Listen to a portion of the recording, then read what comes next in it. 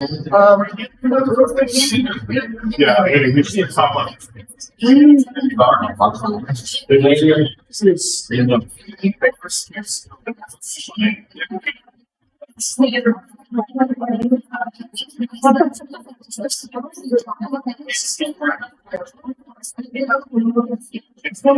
Yeah.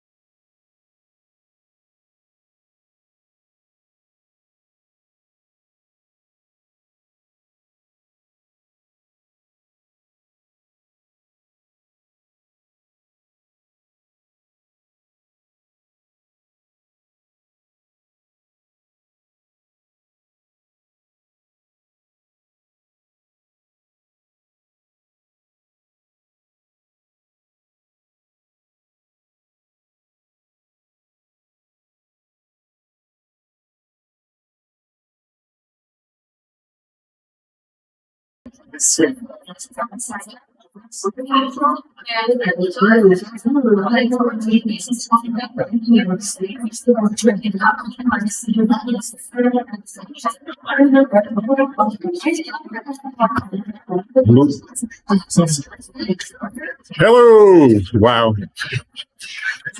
Hello, hello. Hello, hello. Trying not to lose my voice, but I'll fix it later. I'll fix it later. Hello. If you hear me say hello. Yeah. Thank you all for being here on time. The debate is about to begin. Couple of quick things. I just want to announce this is the varsity final panel for the 15th annual Los Angeles Metropolitan Debate League City Championship varsity division. So congratulations to both teams for making it to this final round.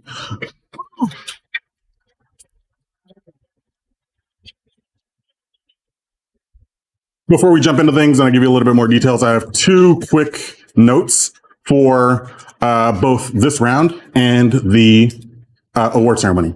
Down the hall, there's an opera going on. So while you are allowed to clap and cheer, we need it at a very reasonable level throughout awards and at the end of this debate.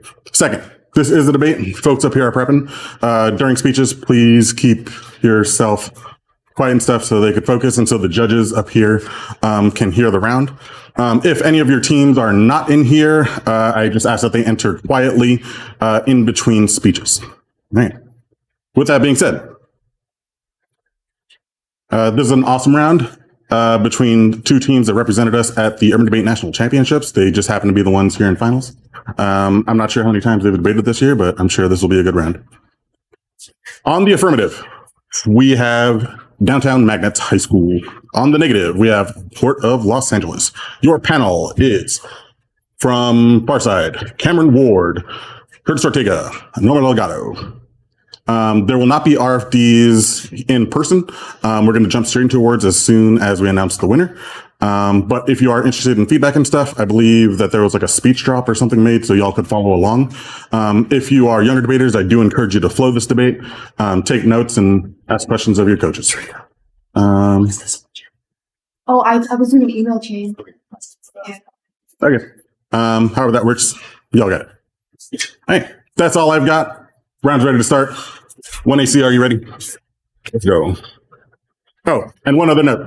This debate is being streamed and recorded on Lambdal's YouTube. So if you have anybody that's not here this weekend, just send them the link, youtube.com/Lambdal debate. All right, good luck.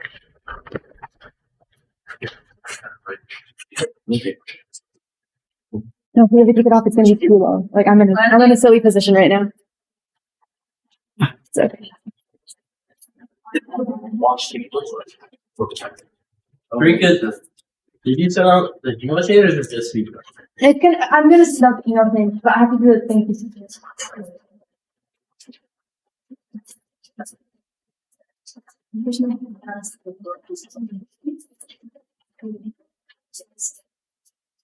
Okay. So this. Yeah.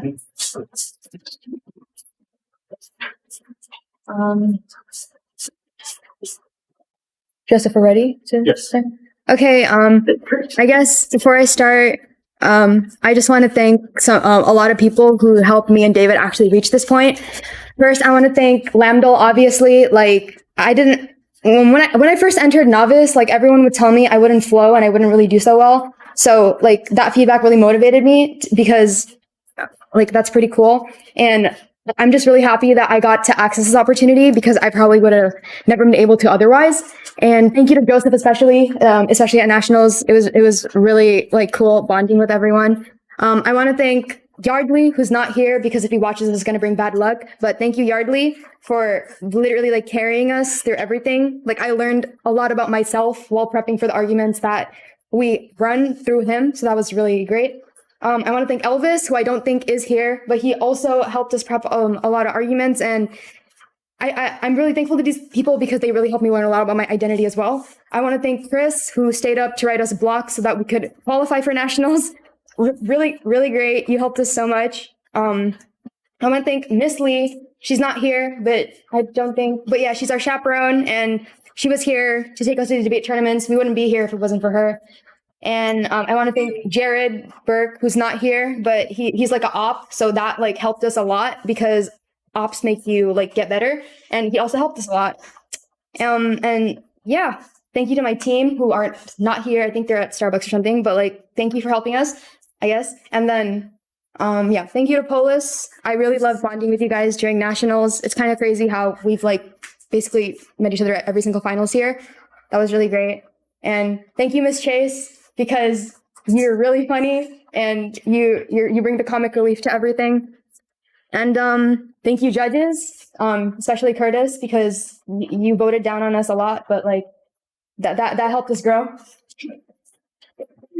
And thank you, Norma. I think you've like judged me since I was a novice, so I don't think you remember, but like I hope I improved.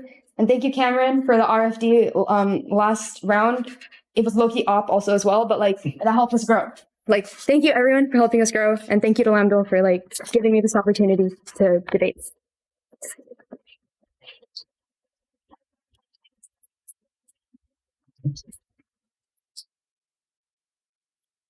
Okay, I sent out the 1AC. I'm just gonna take this.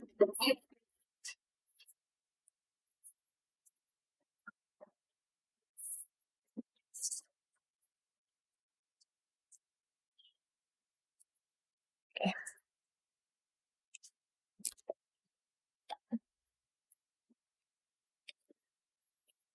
Are we good?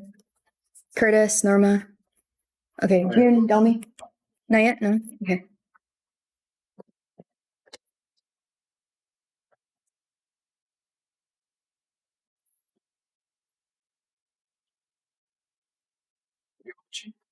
It adds to Jake on, and then Delmy at D. Lopez.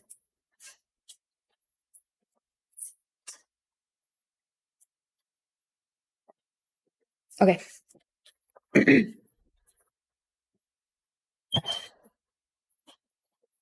White supremacy and racial capitalism create a world of total violence, seek to kill black American transcript of liberalism without to kill us from birth. We have no sign of social contract. We return the rights to the liberal for freedom, justice, safety, and liberty. Wants us to internalize, to believe, and to legitimize the democracy promotes. This is traps them to think it's ultimate good, giving it itself the right to internalize the right and the wrong values, which are then represented by bodies deemed governable and protectable by the state, which the city produces the valueless governable body of the enemy, the white supremacists, and capitals act liberalism. The racialized transcript violence is embedded within legal frameworks, disguised between the rhetoric of equality and democracy when black American transcript feeds violence. It's hard to characterize as anomalies of the perceived freedom and status quo. Violence is exactly what democracy looks like. It works to subject violence to the nothing. The body that barely matters. Total war against black American trans queers. That's Stanley 21. Violence of course ends life the only way that life might unfold. Illegal equality and the sense of force and differentiation of others castigated equally considered criticizes. The antagonism produces a beginning becomes intensified. The New Jersey for a group of black lesbians. They strangled by a straight man who declared that hate crime against a straight man. Awarded the 4 women were sentenced to prison for the crime of surviving. The way the state violence is made ordinary individual acts in the name of authority calls for the extension of these border political superstitions. Imagine today that life may be altogether better to see the lives the slaves claim names. There's only inevitability to save them to maintain those men and opportunity to defend by his rigidity and flexibility.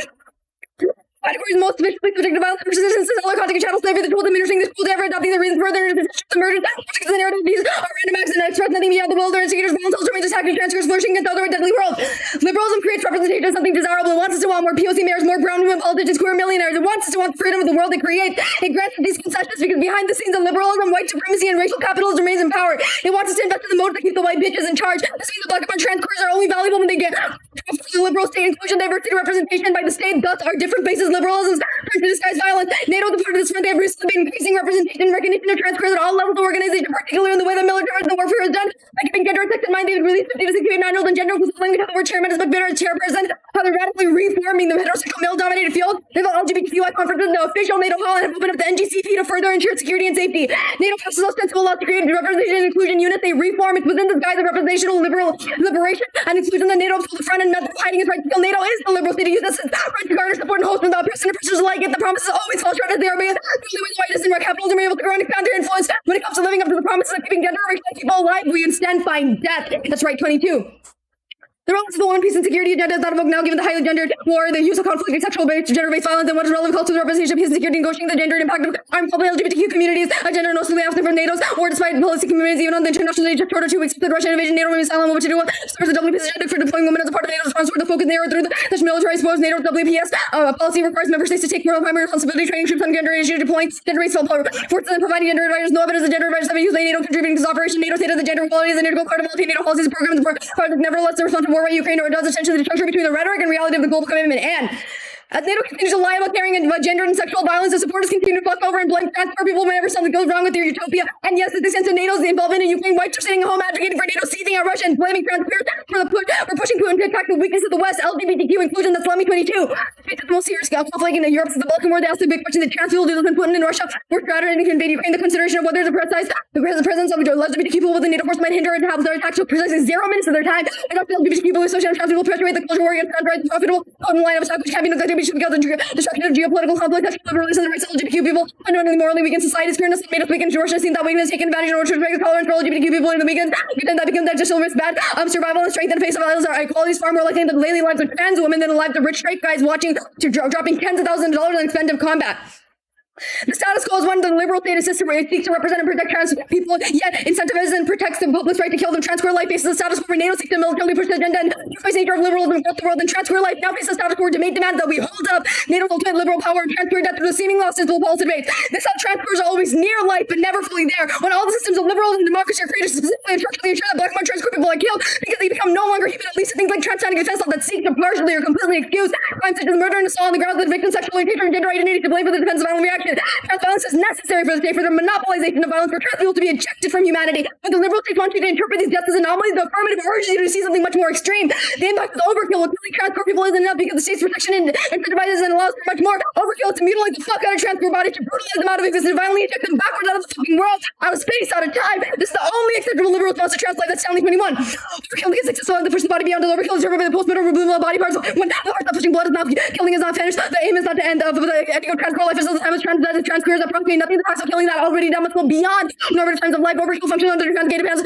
strategies. The argument that the murder may conform to discovery of someone's genital and sexuality refers to protecting both of the drive of trans fairness, logical trans panic defense as like for overkill offers understanding of place and nothing is as fundamental that is one force enough to simply murder and push the dead out of time, out of history. NATO, the human rights is the base of life under the domain of man. The transparent habits plays the compromise for living and others, and nothing is unphoto double. The human severe nature keeps killing signals something extreme. State is rendered the figure of the internal enemy and the mandatory force of liquidation need to overkill the calculated charges of gratuitous force. That is then proper expression in the two riddle transparent nothingness. Kill whenever works alone. These fishes out therefore must be held in the down of the very simple that are ambassadors. If the status quo seeks to kill, they seek transfer overkill, then what we need to do is quite simple. We seek any method to engage the inevitability of overkill in the status quo against welcome and transfer people, which means that we must be oriented towards the refusal of democracy, including in debate as to ensure trans longevity. This is the only thing that matters. We advocate for ungovernability, acknowledging the current inevitability of total violence, and governability is an abolitionist way of life that is driven to exploit any and everything possible to ensure black and trans survival as Stanley 21. We'd have an impossibility to go through the violence of successfully legitimately build the collective result and get the reign of pragmatism and governability, abolition way of life, the charge on governability behavior. It has become discharged not only social but social carers, that is something being applied beautifully clear to path through the result of brutality. She used democracy's not star system. There was no phone to be found. It was hard rulings. There was a riot of theory in action. Non-percent of use this. It's through the mark of ungovernability and an attempt to require legal accountability given the state foundational violence being beyond the control of the same system and to find safe passage out of it.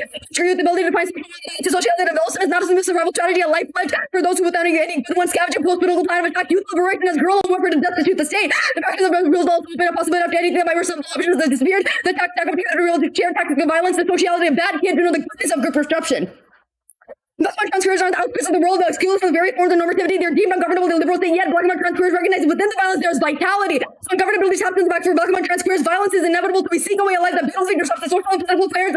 Liberalism is created between bodies and itself. For example, when a transqueer kid is kicked out for being trans, the status quo and liberalism demands their punish and death. But their newfound ungovernability can lead them to a friend that gives them a place to stay. And ungovernability can thus be the intimacy of aid, a source of free food, a place where there is no other. Ungovernability is the unruliness granted by black and brown transqueer people to themselves in the pursuit of life. That's Stanley 21.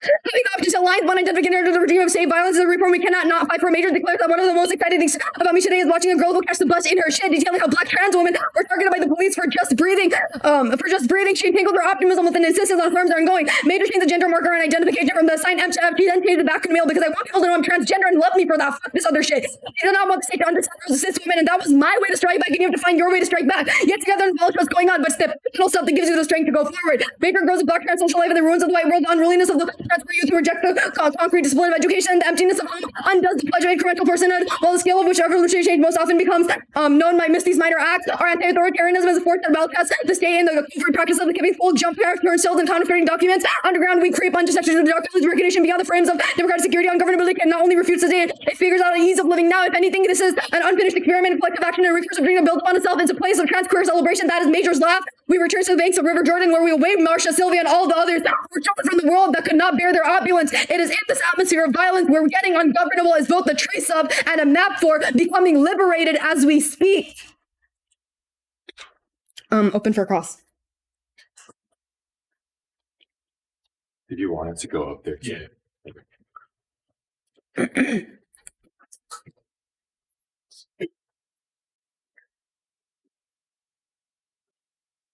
Okay. Why did you use the B word? B word? Yeah. Because it's anger. Okay. How's that anger? Because it's against white people and we're showing our anger against white supremacy. So is saying the B word the only way to express anger? No, but that's the way that we chose to do it. Why? Because we wanted to use that word. Yeah, but like, why? Why that word? Look, we're trying to What's the point? debate here about how like the B word is bad. We'll advocate that you have to we'll advocate that the B word is specifically towards white supremacy and white institutions that are constantly against like trans queer people within this whole. And yeah, and that's just That's the justification for making people justification. for making people in this room who are possibly watching uncomfortable, right? No. Oh, okay. Well, I mean, David's answer served as the justification of Okay, but we don't agree with that claim that you just made. We say it's an expression of Okay, anger. so towards using the white B word supremacy. doesn't make anyone uncomfortable.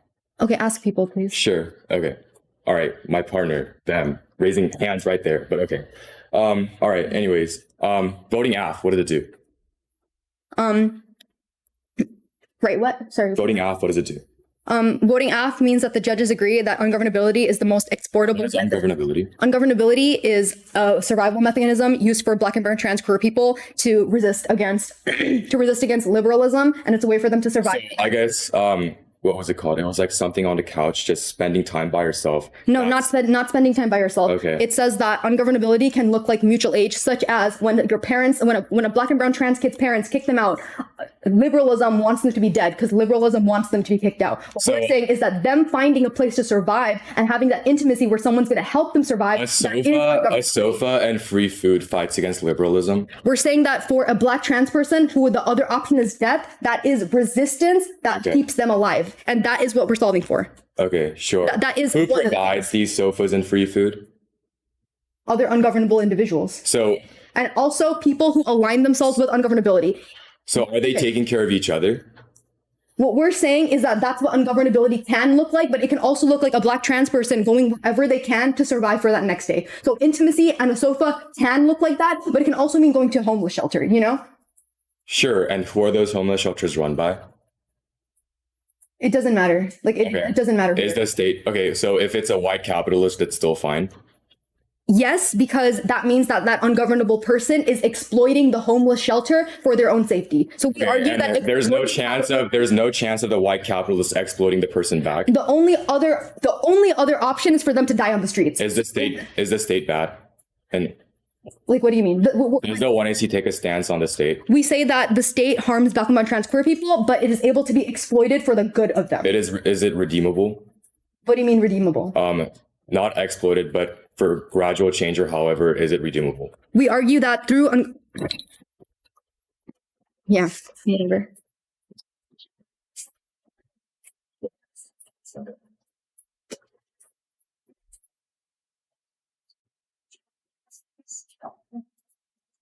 Are y'all taking prep? No. Okay.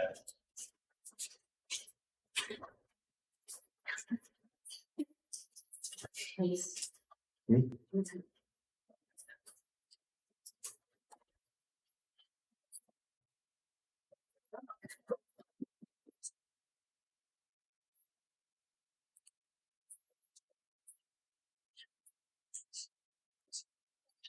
Alright.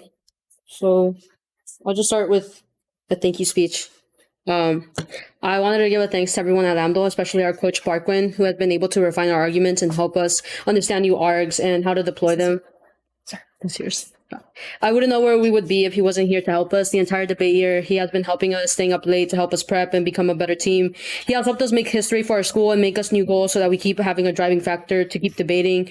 I honestly just want to thank him for all of his hard work and his unconditional support to us and just helping us refine our arguments.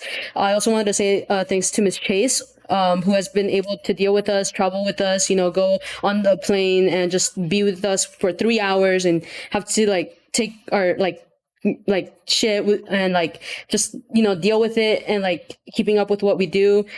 We know we make her proud and her effort and faith she has on us is unbelievable. I also wanted to thank our team who's been there to support us, who keeps cheering us on in our group chats and just give us incredible support and we have so much fun with them, especially at Berkeley. The bond we have with them is incredible, and so the building of friendships here, and just being able to bond with people outside in other schools and not just with our own, which is an incredible experience. I honestly did not know that I could have these bonds or relationships with people out of school, and so that is unbelievable, amazing. And I wanted to thank the coaches here, not the coaches, the judges here who give us feedbacks after our rounds, tell us how to improve our constructives and rebuttals, and help us, tell us what to do better next and how to refine our arguments. Curtis, Norma, Cameron, who absolutely prep their teams out, and it makes it hard for us to debate and keep pushing ourselves to just refine our arguments. And so thank you all. It helps us become a better team. And obviously thank you to Tariq and David. The bond and relationship we created at Noddle is something I would never trade. I think we have a special relationship. We bonded the 3 days we were together, we bonded along, we laughed a lot, and there's inside jokes we all have within each other. And just Joseph as well, he was there with us for 3 days, and even before that, a month. He helped us prep everything out and gave us cards and told us how to deploy stuff. And so thank you for him, and thank you for creating a community that has been able to help me, especially in school, and how to articulate my arguments and have confidence in speaking. Honestly, right now, say 2 years ago, I would have been able to have confidence in speaking in front of a large group, but now I do. And so just thank you to everyone. And yeah, I'll send the document right now.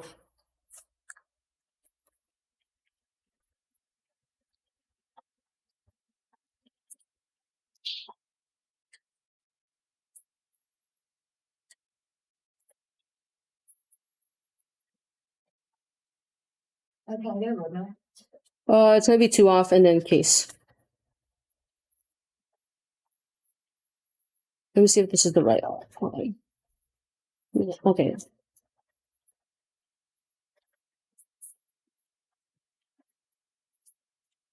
So before, I wasn't added to. What? Yeah.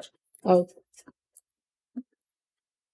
I sent it. If you wanna, Sharika, you wanna reply to David. Well, no, because then I wouldn't be getting it. Tell me when you get it, when you all are ready. Give me a second.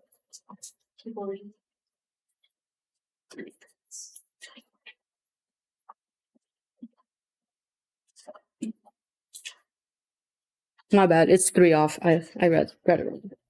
3 off and then case.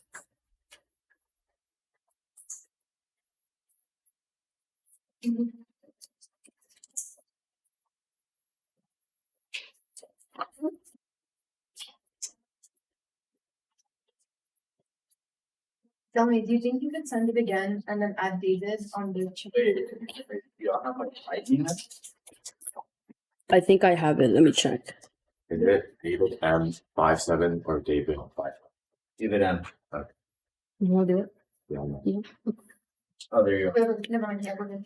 Good. Got it? Yeah. Okay. So, judges, ready? DMHS? Yeah. Okay. Oh. No one stops me.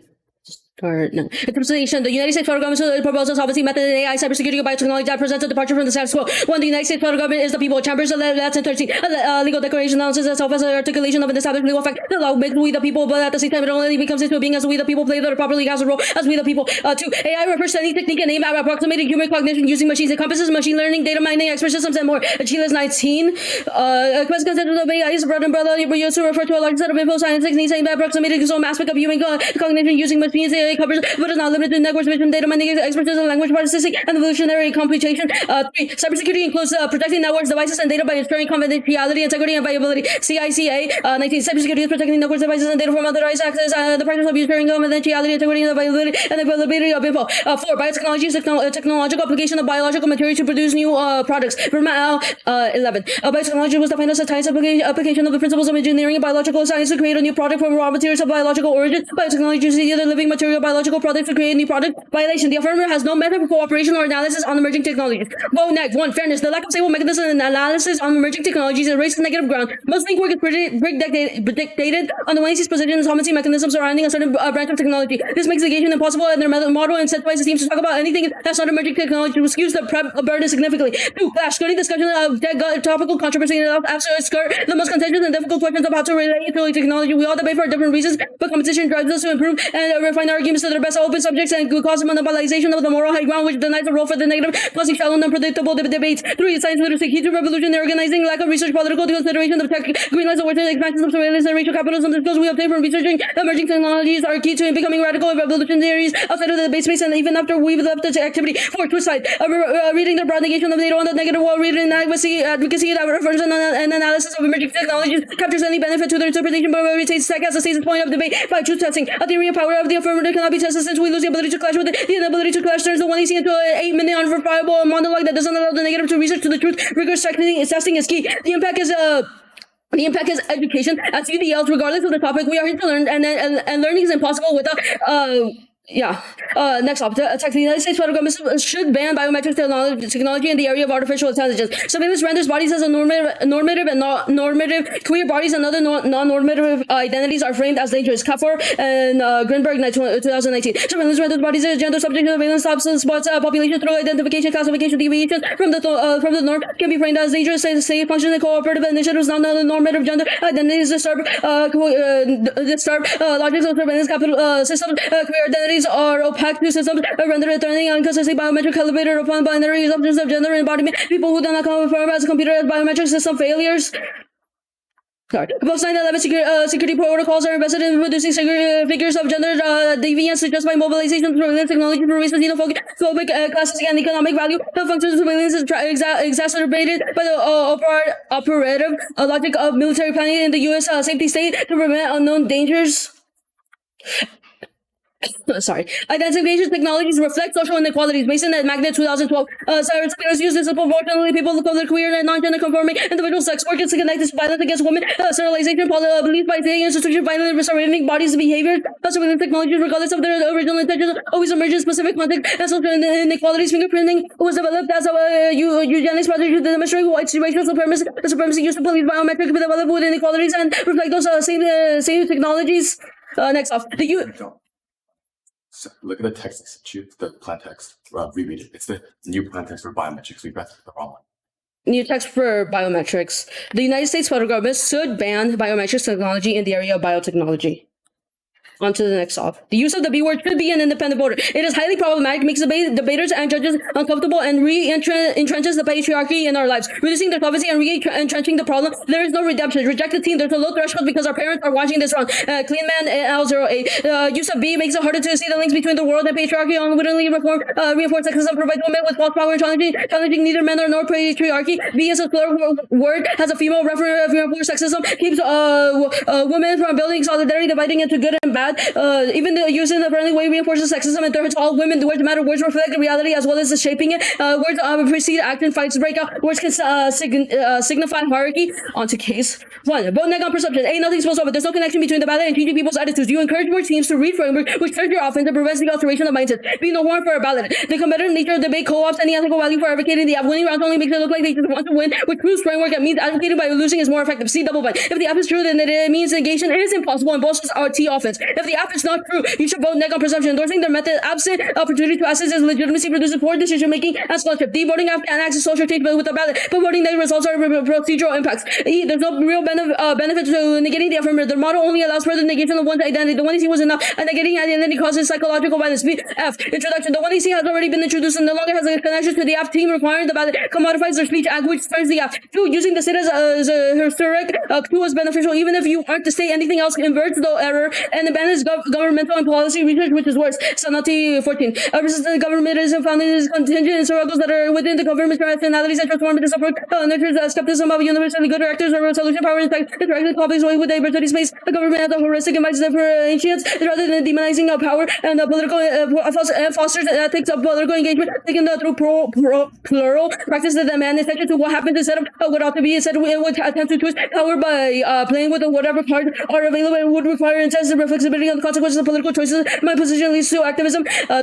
Governmentality is a valuable heuristic, totalizing rejectors of power bracket political agency into liberal straitjacket. Sanati 13. Scholars who use government as a dispute made it rooted in ontologies that say power and subject as externally. They downplay constitutions of space where political agency can thrive. They drastically limit the possibility of agency outside the liberal straitjacket. Complicity, narratives, and engagement is to total heroic rejected possibility or frame. Persistence on a little bit to rejection to regain pristine freedom. It is found in contingent struggles constituted with governmental rationalities and transform them. Power interaction in complex ways with diverse political space. Governmentality focus on it invites historically situated exploration and careful differentiation rather than overaching demonization of power and romanticization of the rebel or the local. These formulations foster an ethics of political engagement through plural and uncertain practices, continuous attention to what happens instead of fixations on what ought to be. 4. Structural changes only rise from shifting of group interests, not academic discourse. 16. Law is constantly changing there is no political discourse to rub unjust practices. Practice in search for magic words is futile. Verbiage does not have the power to move multitudes. Action is unlikely to result in lasting change without powerful interest. There is often a lack of translation to reality. The trickle-down good ideas theory is self-flattering, but it lacks empirical support. And very good discourse about justice cannot be replied to attract implementation in real life. But there has not been sufficient bridges who translate ideas in the company for those who make policy. The auditorium like rules where evidence or valid argument, their only reliable result is the participation they express themselves. The judgment is a bitter and effective refuge. American discourse is at a standstill, and in the closest of the standstill remains at the disposal of the constituent event. 5. NATO is an instrument, not a theology. They must assay specifically how their agendas are bad. 2020. Better policies on NATO is used should be the focus rather than scraping it all together. NATO is an instrument, is not a theology. The NATO strength lies in the day-to-day cooperation and the stability. It promotes the argument that NATO needs to be taken away from legacy policymakers and backwards consequences. This should be examined. Making better decisions seems smarter than scraping an effective tool.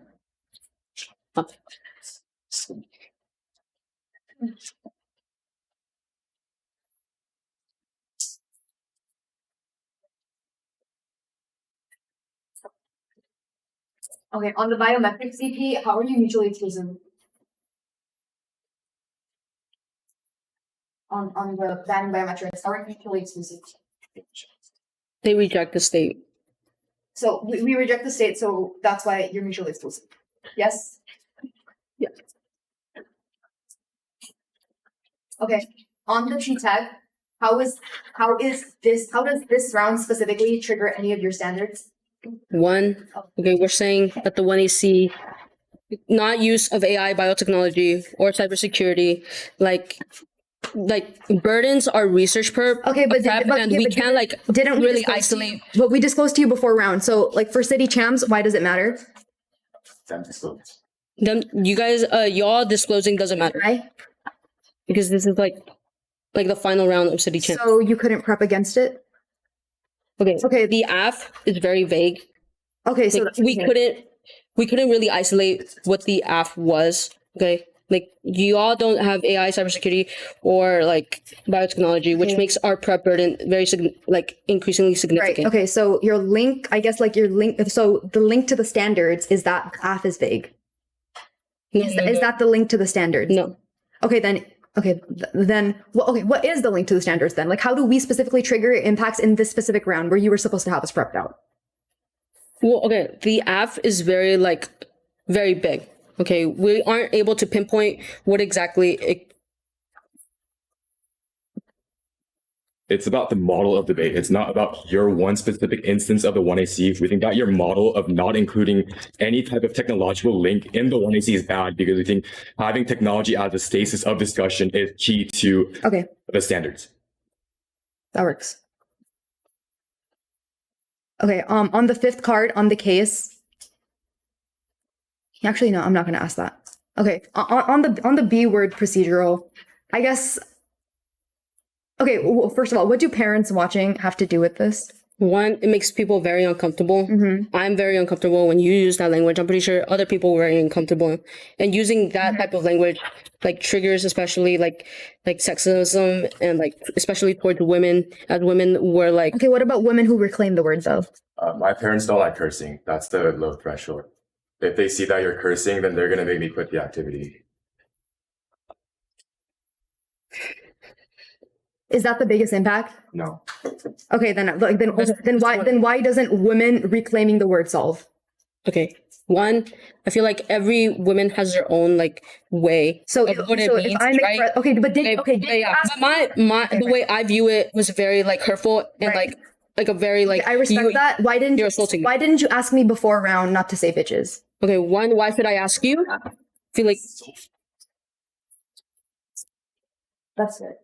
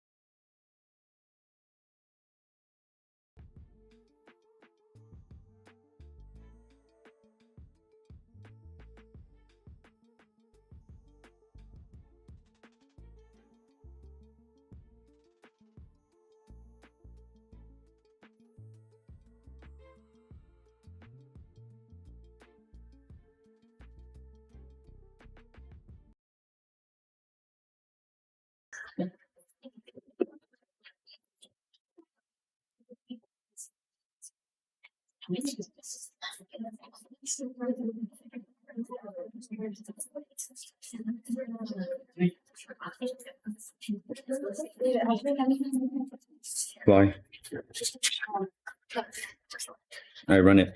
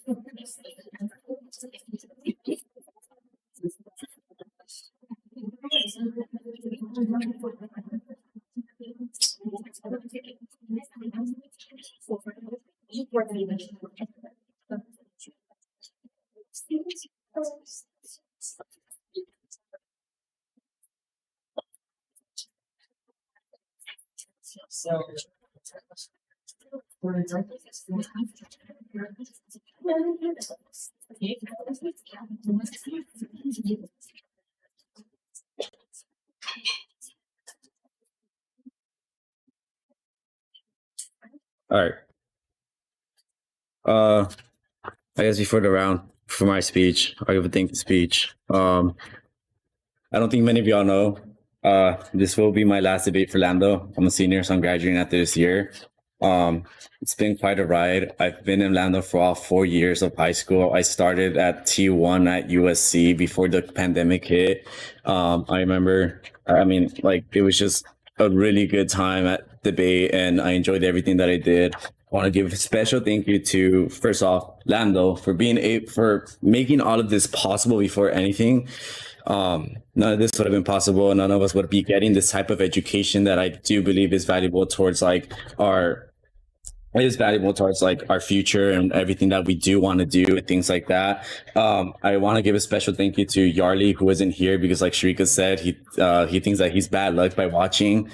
He took us up by T3 and started coaching us and started spending countless of hours straight after work, coaching us and helping us understand these type of arguments and type of arguments that we want to go for. I want to give a thank you to Elvis, because if not for him, we probably wouldn't have qualified towards nationals. But also that extends back to Jared, who was my camp leader, but he also took a big initiative in teaching me a lot of the things that I do know today. I want to thank Chris, who walked out, but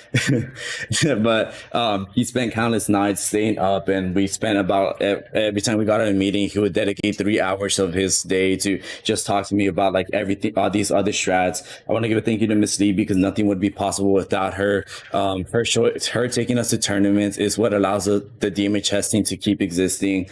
I want to thank the judges for being here today, for showing up, and for taking your time to volunteer and judge us and give your valuable feedback. Y'all could be doing anything else, but you decide to be here today. So I really thank you for that. And then last but not least, I want to thank my partner. She's been there since like T1. I strategized a lot with her, and if it wasn't for her, I probably wouldn't have made it this far. I'm not gonna lie. Okay. One last thing, just as a type of like inside joke. Job's not finished. Okay.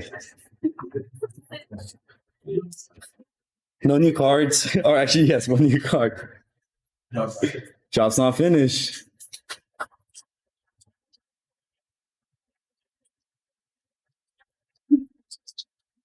All right. Yeah. So it's gonna be the case debate. It's gonna be the procedural. Then it's going to be the T-Tech and the biometrics. The case page, the T-Tech, yeah. Yeah, I'm good. All right. Benny is not. Are you all ready? One card sent out already. All right.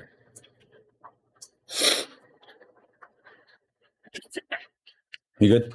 Good. All right.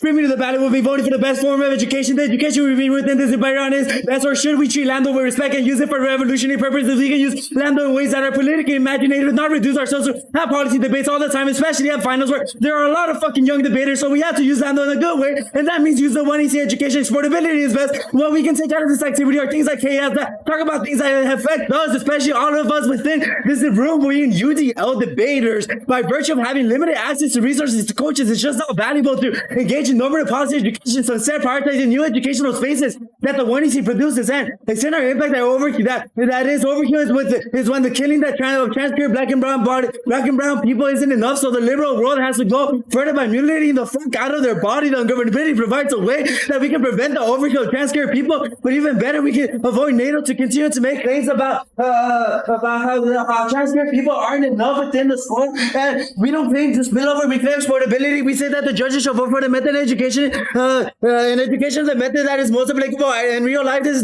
definitely not solved by the negative, and two, cross apply vote for the 1EC. B, the judges should vote for the most exploitative method. All of these votes, all of these people are here, and accountability is the method that is key to exportability. And three, double bind answer negation is not impossible. We say that you can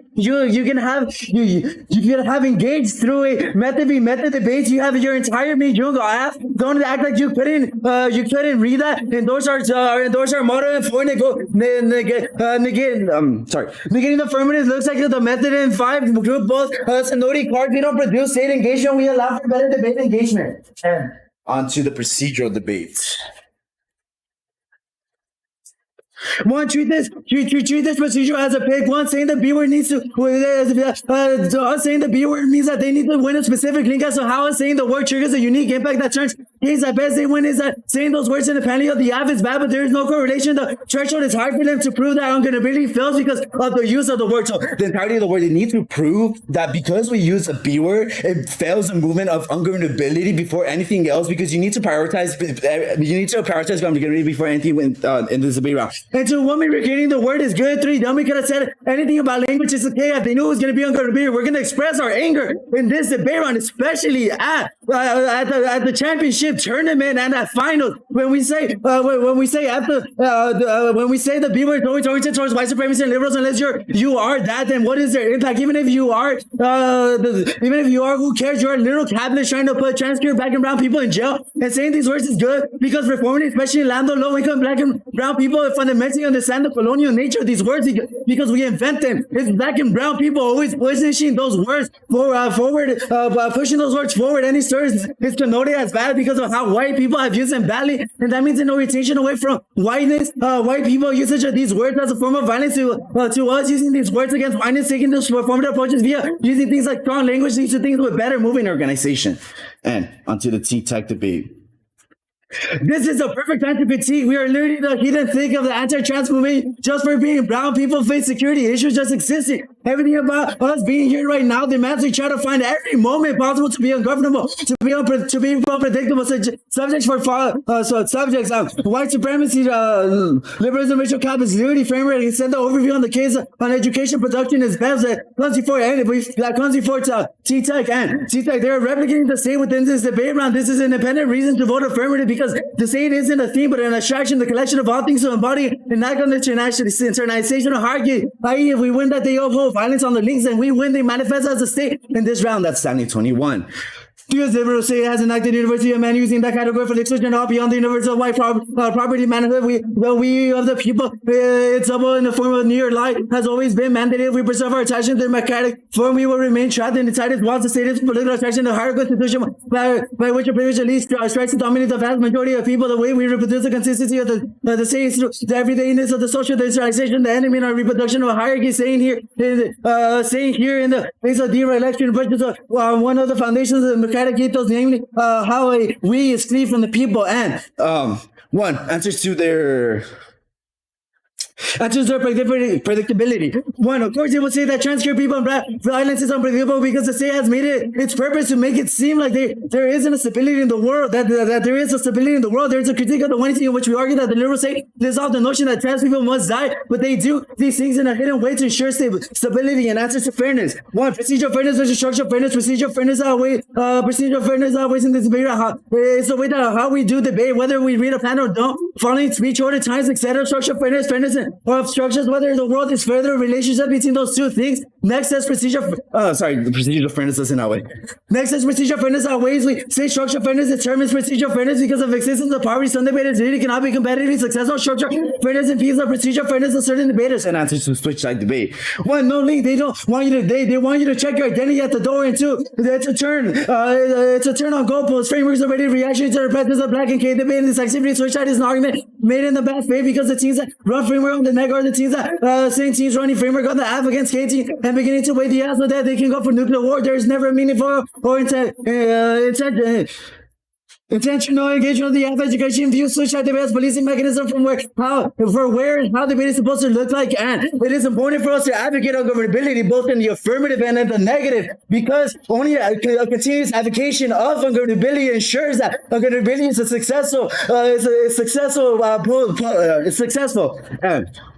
Effects of switch side logic is the logic of passing, which is violent. The world wants for trans people to publicly pass and keep their trans queer shit private, hiding your identity for half of your life is exhausting reality for many trans queer people. Switch side debate makes it so that trans debaters are alternative between embodying violence and healing every other round, which is unnecessary, exacerbates the reality they already face outside of the tournament and onto their clash argument. One, that's a turn on the policing claims the truth doesn't have nothing to do with the wanting of the truth that they need for their version of the clash depends on course or logic. This is why truth testing trans violence is so messed up. They're demanding your innocence when all the evidence to stop your unnecessary violence against trans people. Now you want to test the criminality of the app, the legitimacy of its presence in debate. Truth testing wants us to feel truth test so they can shoot us down. This replicas and aligns with when police kill innocent black and brown trans people who die advocating for their innocence. And shutting me up and then crying about it. EA framework guy creates an echo chamber. All they want to do is hear their own voices and not involve themselves in the K debate or its literature. All they do is run the same framework against every K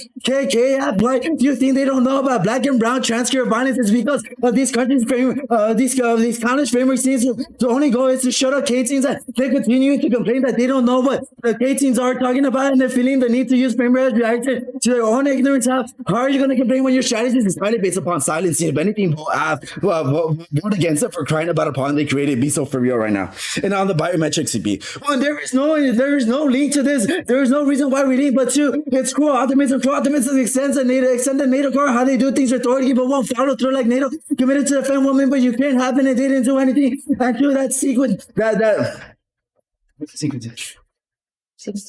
And two, three, permanent have the CP because at least trans black and brown people need to be allowed to engage at the CP and permanent is best. That's the best because it allows for us to infiltrate NATO. And four, we come in with the mindset that NATO hurts people like me, so I would take advantage of it. Roll back that the violence it commits. This is only possible once you have a side of political influence. All right, let me get a sip of water.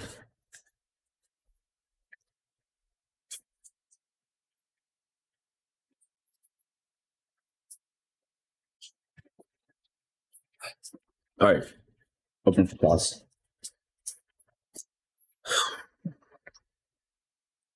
You good? Yeah. Okay. How is it cruel optimism on the CP when you control if your 1AC, you control the F on your 1AC? We control the what? There's no USFV, you control the 1AC.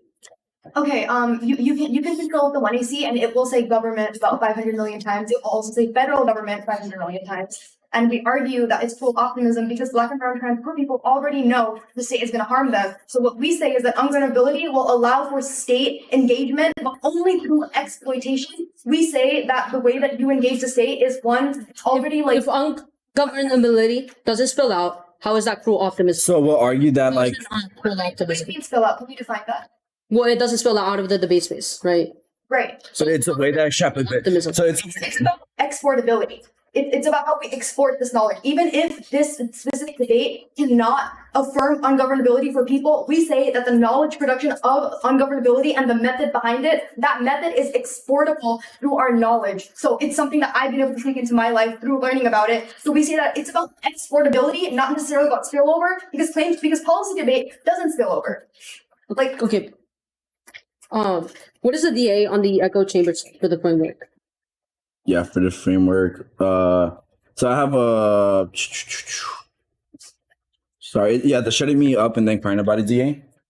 Yeah, so we're talking. So we basically argue that like you create these problems about how like you want K teams to be like you want K teams to, I guess, have this type of framework that meets yours, but at the end of the day, you don't take into account like black and brown trans queer violence, and it's like the idea that you're gonna keep running this against every KF and you're not gonna do anything to actually research it, because if you can win on justice, Is there a counter interpretation? Ted, Yes. we just say that we say that we don't need to be. Why not? Because one, we made a turn that you giving standards on this, that just replicates state violence, and we read evidence on that. So you're replicating the state within this debate round. That's the Stanley evidence that we read. And two, we also said that technology, like engaging with technology, that's harmful for Black and White trans queer people. And we Can also you explain that link? Which one? The technology is like hurtful to queer people. So in the case of specifically Black and brown trans queer people, technology makes them more visible. And because of visibility, that allows for more people to die, because technology allows for them to be known. And you replicated that type of logic when asking about Is technology gone? No. So then, even under the framing or the solvency of ungovernability, if tech still exists, then how does it solve for your impact? What we say is that okay, you're literally misunderstanding all of this. We're saying that we acknowledge that state violence will occur. We acknowledge all of this. That's the point of ungovernability, because the world isn't perfect. We're saying that ungovernability is that solvency that allows the Black trans people to navigate through this atmosphere of violence. Like tech is the only instance of violence. Okay, 8 minutes or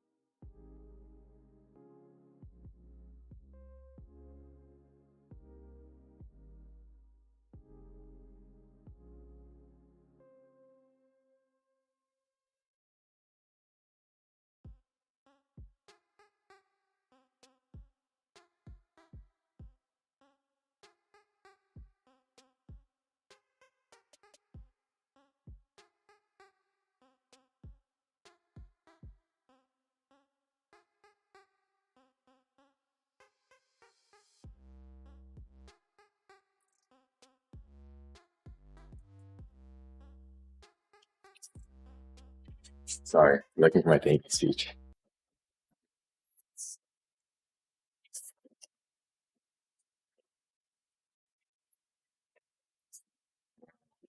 I know they said a 2 minute, 2 minute limit, but if I go like 3 minutes, please forgive me. Yeah, so the huge stuff came out with the Noddle finals. So if you want an extensive version of the thank you speech, go to the Noddle video. For now, I'll just keep it short. First, parents, from birthing me to raising me to supporting me in what I do, and supporting me in what I love, which was debate.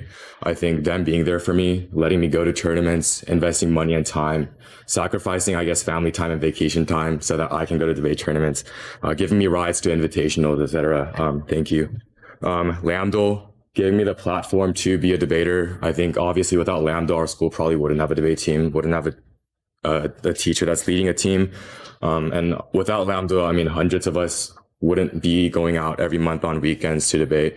And I think debate offers some of the most extraordinary opportunities that high school students can have in not only critical research, but also public speaking, argumentation, and just makes you a better person. And I think Lambdal was definitely key. And so the people who run Lambdal, JFlow, kind of panicking, so I can't think the names off the top of my head, but the board directors as well. Thank you for the opportunity and the continuous support you give for all the debaters. And yeah, so I'll go to Barquin, Joseph Barquin. I reached out to him this year at the beginning of the year because I knew that without one, we probably wouldn't have survived in varsity. And I learned my lesson last year. So with him, strategic crafting arguments and stuff, I think with him giving us pre-round prep every single round, I think that was huge. And Miss Chase as well, just being there for us, I guess the club moderator, but also being the coach, giving us presentations and etc., giving us new disadvantage ideas to cut. I think her following us around at tournaments is kind of necessary for us to actually go in the first place. So thank you to following us around. I know it's definitely not easy taking time out of your weekends to come with us. And Jason and Michaela, currently debating at Dartmouth and Liberty respectively. I think us three, unstoppable trio, we have a really good relationship together. I see Cam and is all smiling. They're amazing people, also amazing debaters, provide me with tips, support, help whenever I need it, when I'm frustrated, when I'm happy. I think those three kind of keep me going in debate, but also just outside of debate, just people I can laugh with. And also the school, thank you for funding us.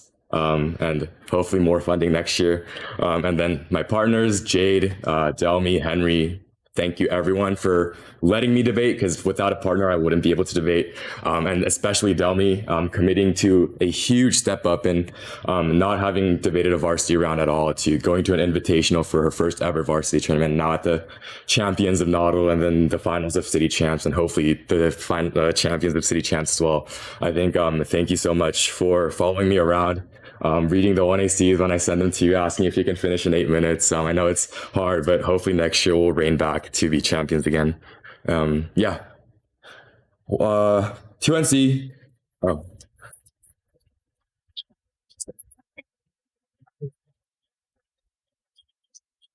Sorry. No, you're good.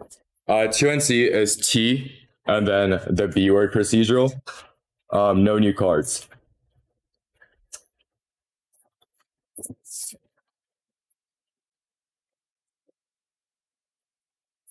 Wait, no new part? No.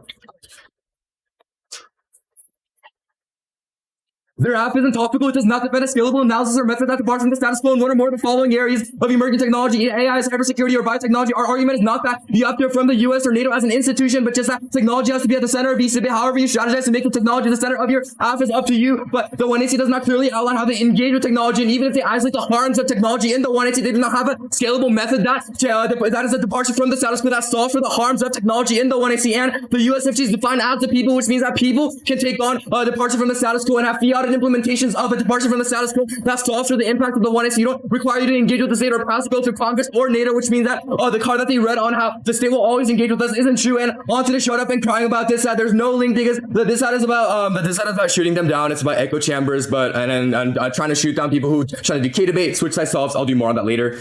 The counterintuitive is that they clarified was that they don't need to meet, but they do need to meet in order to be topical. And no clear counterintuitive. Arbitrary means that you default to ours. You don't have another model to compare yours to. If their model is just KVK debate, then I'll do more on why that's bad.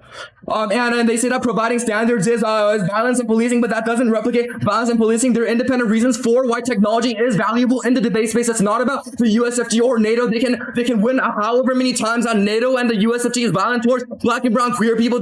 But they will not be able to win offense. Not debating about artificial intelligence is inherently harmful, and if they do, it will be way too late because their newest answer will be in the 1AR. And onto debating on tech that it's good. You don't have to affirm or increase tech. You can literally choose to ban the techs that make trans people visible. The argument in cross-checks was that technology is bad because it makes trans people visible, invisible, or visible, and that leads to more oppression. But will make the argument that the interpretation doesn't require to increase the infrastructure of technology. Rather, it is a departure from the status quo in one or more of the following areas, which means that you can decrease the amount of technologies, and you can see this. There was even a topic out by the lethal autonomous weapon does it decrease the amount of lethal autonomous weapons there was by banning them onto structural fairness. Even if they're have addressed structural violence, you barely can't do anything to change the status of oppression outside the room. It can leave a good feeling in your mouth, but voting next can resolve the procedural inequalities that occur. Their model exacerbates structural fairness. Debate is already an activity full of hierarchies and privilege. Exploiting the topic and not having tech as a center of discussion leads to big schools exploiting the topic and abusing small schools. And two, they'll make the argument that forcing debaters to affirm the resolution is violent and leads to further psychological warfare, but they haven't isolated a reason as to why debating about technology is violent. And three is Zero's case because it's an intrinsic good for the activity. They'll demonstrate it by going for dropped arguments and making decisions that will maximize their chance of winning, asking judges to flow, which proves they're invested to win with true structural fairness. And four is actually I'll clash.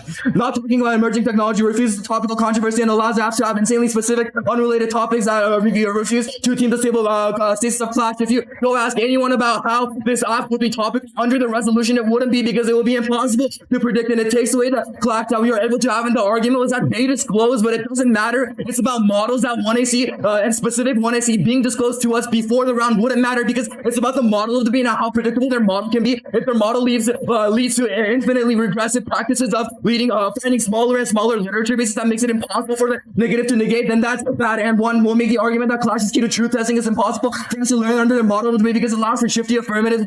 It's the best way to find out what method. If the goal is to find out the best method for black and brown trans people, it is key that we truth test to see that which method solves best. And two, their model doesn't allow for a meaningful dialogue and discussions on whether their solvency mechanism is good or not, because shifting the discussion away from tech means it's possible for negative to go specific to every single lab. Most policy prep is generated on answering AI, cyber, or biotech effectiveness, but allowing for models like theirs allows for an explosion of advocacies, and they can't show in classes because clash is key to actually validating whether the 1AC is a good idea or not, and whether even if it's a good idea, if there's a better idea, it's impossible if we don't clash, and we can only read arguments about debate and read generic cards about movements being ineffective or the CAPK, or it won't give us insight into whether the topic specific mechanisms of the 1AC is a good idea. Onto science literacy. This is a standard that went dropped and is key because they framed this as having debates over technology. They framed this debate about the education and radical education. The departure from the school and organizing a method to depart from the school is key. You can isolate them all. You can isolate the harms all you want, but the problem is that advocacy is like the 1AC doesn't have a material advocacy that allows for a departure from the status quo. That's often the harms isolated. We think learning about tech is key to radical activism. We can see the characterization of tech and how tech is bad in the context of the 1AC, but that type of tech still exists close out, which means that it doesn't solve for the impacts, and we think that that's bad. And we think that having an advocacy and being able to organize a method around it is key to radical revolutionary practice. It's about exportability, like Affirmative said. It's about learning about the skills that we can advocate for in terms of technology and learning about the science literature, going outside of the debate space to combat the actual technological harms in the world. We think that's key. On the counter-tip, this is a question about competing models for debate. Joshua wrote to do competing models in order to decide which one maximizes education, and they didn't read an interpretation, but I'll do some generic preempting first. One is limits their interest has no intent to, it won't have intent to exclude or arbitrary redefines because their interest wouldn't be specific to black and brown queer people, or wouldn't be about queer, however, rather it would probably include something like radical imaginations or etc. We think that ruins the stasis point. And they don't even have a counter interp. 1 hour is way too late because the 2 hours is my last speech. I should be bringing it home, not extending a new argument that I can't extend later.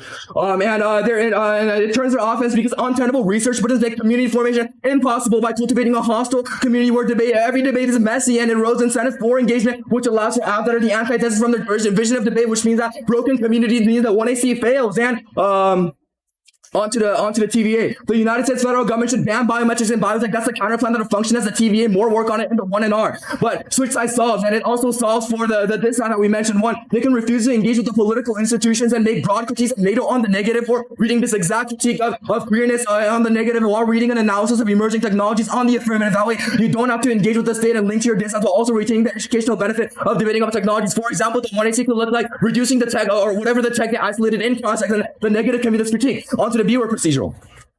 They said that we needed a unique impact and that we need to prove that the B word makes ungovernability fail, but that's not true because it's a procedural argument layered out over substance, because it's about models and what in-round violence that model causes. Domi could have said something about the B word is a horrible argument because that model would lead to make everyone have to line up and say, I am uncomfortable with using the B word, and clearly not ideal in the finals where there are close to 100 people in this room, man. Whilst you're not checking the YouTube chat to see if any online viewers are uncomfortable, they shouldn't have said it. And it was a further link in cross-sex when Sharika asked, why didn't you ask me to use the word B and actually use it in cross-sex, when Domi and multiple people raised their hands saying they made it, the word was uncomfortable, and Black and Brown pushing these words forward and orientation away from awareness. White people use it as violence, using strong language is a better movement organization. Not true, because it makes a hostile community where people won't come together, because calling them out as B words in the audience without any precision means that everyone who feels offended, even if they aren't just the white people that the 1AC is targeting, is still bad, and B word is towards white supremacy is also not a good justification, because even if it is, the people who hear it can be uncomfortable, and even if they're not white supremacists or white, it will still make them uncomfortable, like Delmi. And you say that Black and Brown people understand the colonial nature of these words. Delmi is still uncomfortable. You homogenize all Black and Brown people and their knowledge to the word and their relation to the word, which is bad. And the card clearly isolates that reclaiming is impossible. And if you read through the words, reclaiming is impossible. It puts us in a false power, but it actually puts us in false power, but actually just reifies sexism. Make a vote them down for. Actually, vote them down for deterrence. This behavior is clearly not okay. It's not about this one instance of in-round abuse, which we could still go for and win because obviously it wasn't good, but it's about models. It's saying the B word and casually during cross-sex in the 1AC. Is that allowed, and does that make people uncomfortable? Yeah. Debate should be a safe space.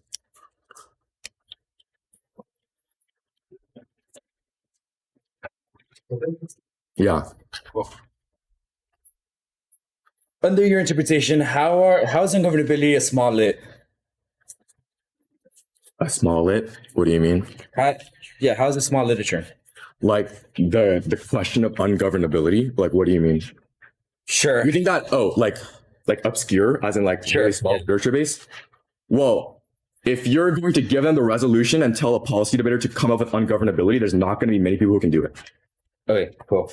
Let's talk about. And also, it's about models. So unless your counter trip specifically includes ungovernability and why, and prove why that's not a small literature. Even if 18s disclose the entirety of their 1AC like days prior to the debate round, that still wouldn't fit because they still would advocate for. Because it's not about this one instance of use. Rather, it's about models and how predictable your model is. So under your interest, your model policy arguments. I'm not saying that. Like the 3-tier, for example, you can have personal connections. Like if we had read the 3-tier, for example, like we can make arguments that critical literature is good while keeping a limit on those. Like you just need to make an argument for that. But you don't even have a counter trip, so. Sure,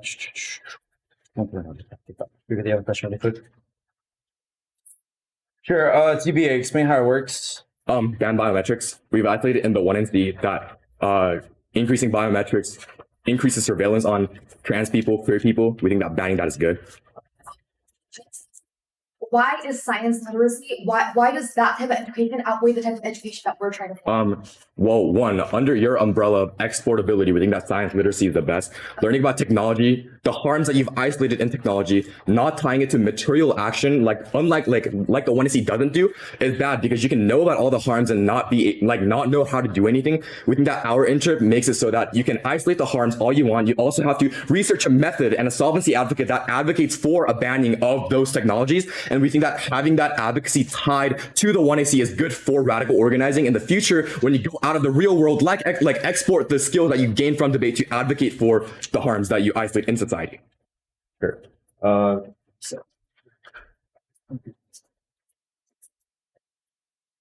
Sure. What are examples of keeping the patriarchy that you mentioned? That because you talk about the patriarchy, what are examples of upkeeping the patriarchy? Using the B word. Okay. What else? Don't understand why it matters when you've used the B word, and that's an instance of upkeeping the patriarchy. All right. Cool. Sure, why not?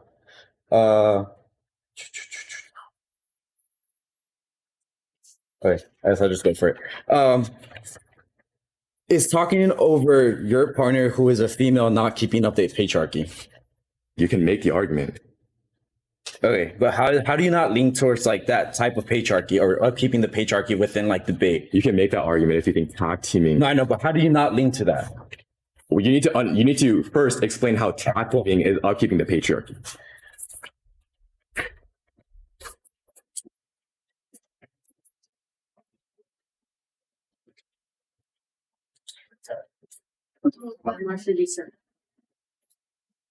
It's gonna be case and then CP.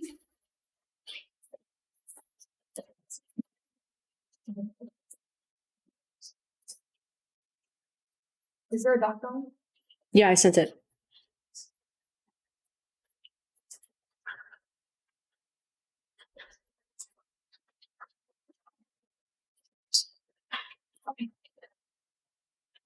We're good? 1 second. Okay.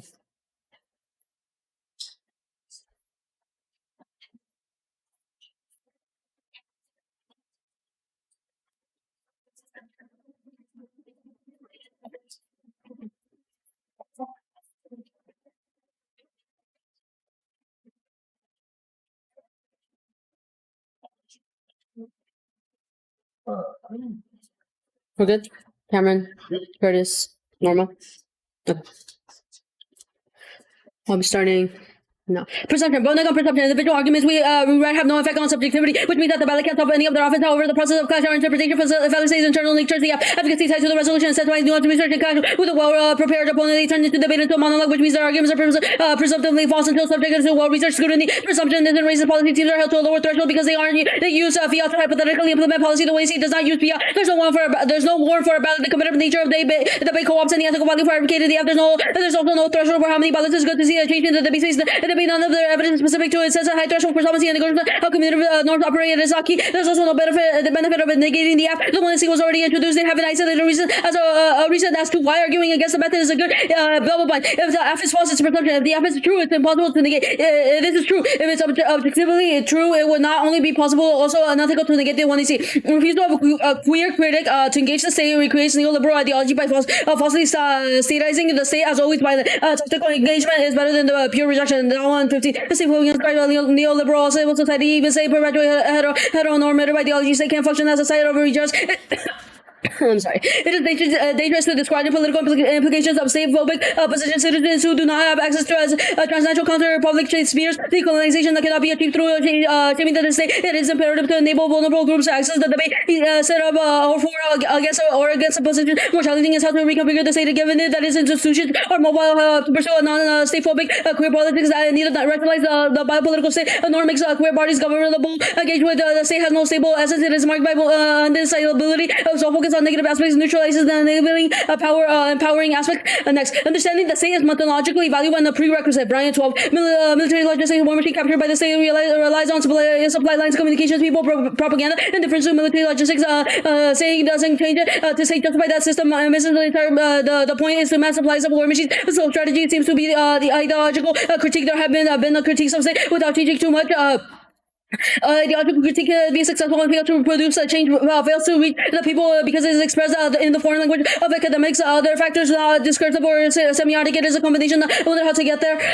Changing the order involves intervening in material networks requires more than the critic. Wheelie good maps blow up right bridges, power lines, and networks. Next, the ballot is a poor vehicle for change and motivating insurgent tactics. Who has solidarity or an intrinsic incentive which fails in core roads. More effective intrinsic motivations also could be last round of the season 4. That means if they win, they don't break one app ballot, not enough to fill out call 93. Significant performance increase will depend on intrinsic motivation without competitive activities awarded. Winning that is beating the other team. So the word intrinsic motivators and the mentioned intrinsic motivation directly affect performance. Intrinsic motivators are not only ineffective but corrosive. Either way, the kind of motivation that does produce result. This has been shown specifically with the competition trying to beat another tends to decrease intrinsic motivation for activity when people copy the AC activity as an instrument for winning rather than rewarding it its own right. Onto CP. Voting to ban biometrics, they increase surveillance against trans bodies. That's bad. The harms were isolated in the 1AC. The counterbalance serves as a predictable stasis point that functions as a TVA and meter and chirp. Perm duty F can't stop. It doesn't ban biometrics. Perm duty F, then the CP doesn't stop. Ungovernability is a rejection of the state. Also tempering person or voter. You don't know the time between the two advocacies happening causes reclarification in later speeches. A ban on biometrics need to solve the discriminatory effects of its technology procedures.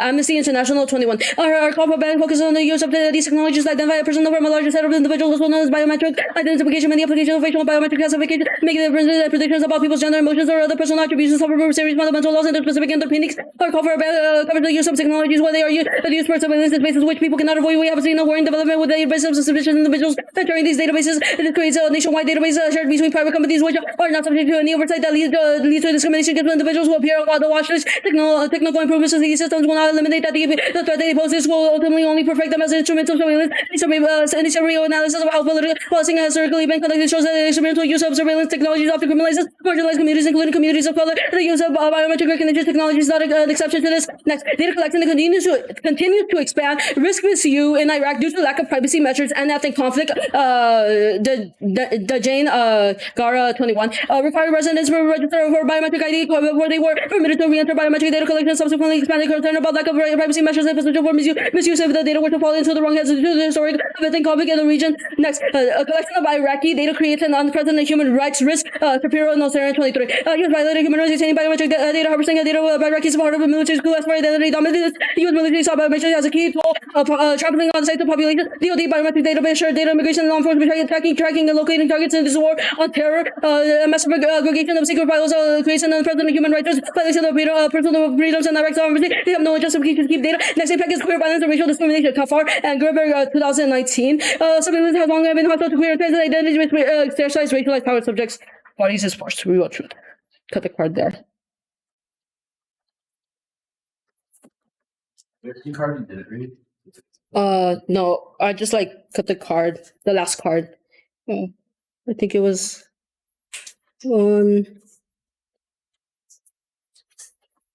subject's bodies is forced to reveal truth on the last card. The Kafar and Grinberg 2019. Okay, 4:30.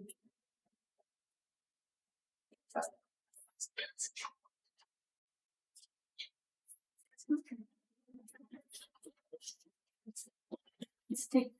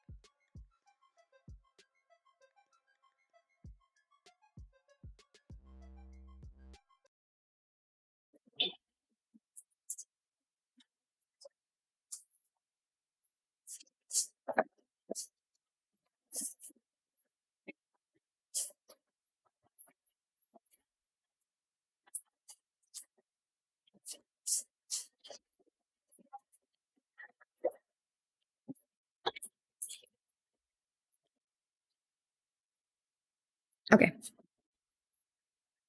So,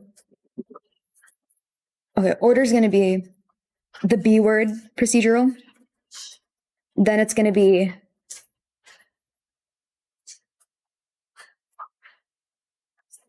we'll do T-Tech after the B word procedural. And then it'll be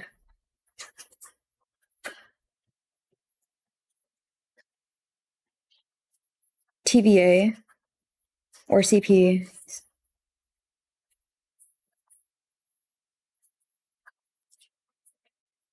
And okay, actually, no, okay, that same order, but like, but after the B word procedural, just put case.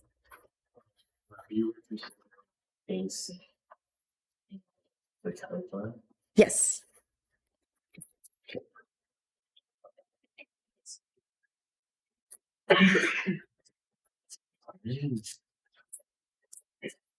Does that work?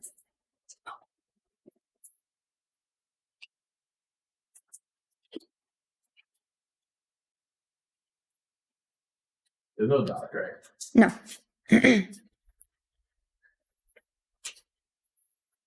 Answer to the B word procedural. This could have been easier result at the beginning of the debate. If Delmy had told me that the word made uncomfortable, they had to. She asked me, I wouldn't say that. They argued that I would have to ask everyone in the room. But if even if one person told me that it made them uncomfortable, it would have been changed. They say it's about models. We say endorse a model where we communicate with one another.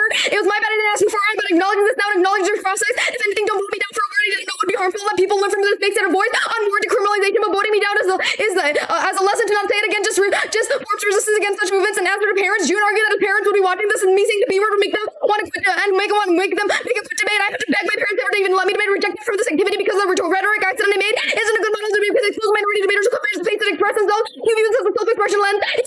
To me, the word was self-expression, but because this makes people uncomfortable under a model, we can learn and utilize debate. Learning should begin, and I use the word to express anger towards my two representatives and to leave don't vote the team down when they have acknowledged uncomfortability and straight to themselves. We have a concurrent double standard on how especially the women of color are masculinized when they don't support a companion. Everyone expresses, and this is why we use words such as the B word to demonstrate double-edged sword that women such as especially BIPOC are used when they inevitably face violence, but also penalized when fighting for herself. It's necessary to talk about the double standard and use the double standard rhetoric to prove the hyper-masculine that's imposed on women's bodies when they resist the toxic conditions created against them.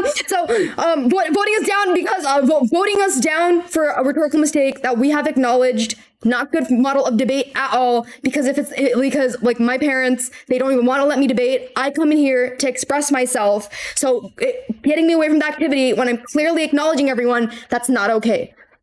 So, yeah, and it gets resolved by the fact that I would have not said it if even one person in this room had told me, and that should be the future model of debate, not the rejection of the team, because that's inherently violent.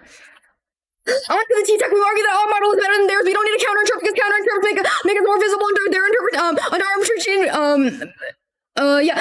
We don't need to counterinterpret because counterinterpret make us more visible. Endorse our model. It should be a community norm to disclose after teams and have arguments with sounds like this. We argue that if a model of debate, then City Shops is the best place to let know that method debates are best, especially out of chaos. And this gets checked by the fact that they said disclosure does not matter, but this gets checked by the fact that we did send our app, and because we send our app, they don't get access to this. And answer switch side debate. They did not answer the impact of Amigo switch side debate and how side debate how the logic of passing, which is violent in the world, it makes trans people best keep their trans queer stuff private. Hiding your identity for half of your life is really exhausting for many trans queer people. And I'm gonna do some work on the fiat debate where we argue that T-Tech would make fiat inevitable, and we're gonna make arguments on why fiat is bad.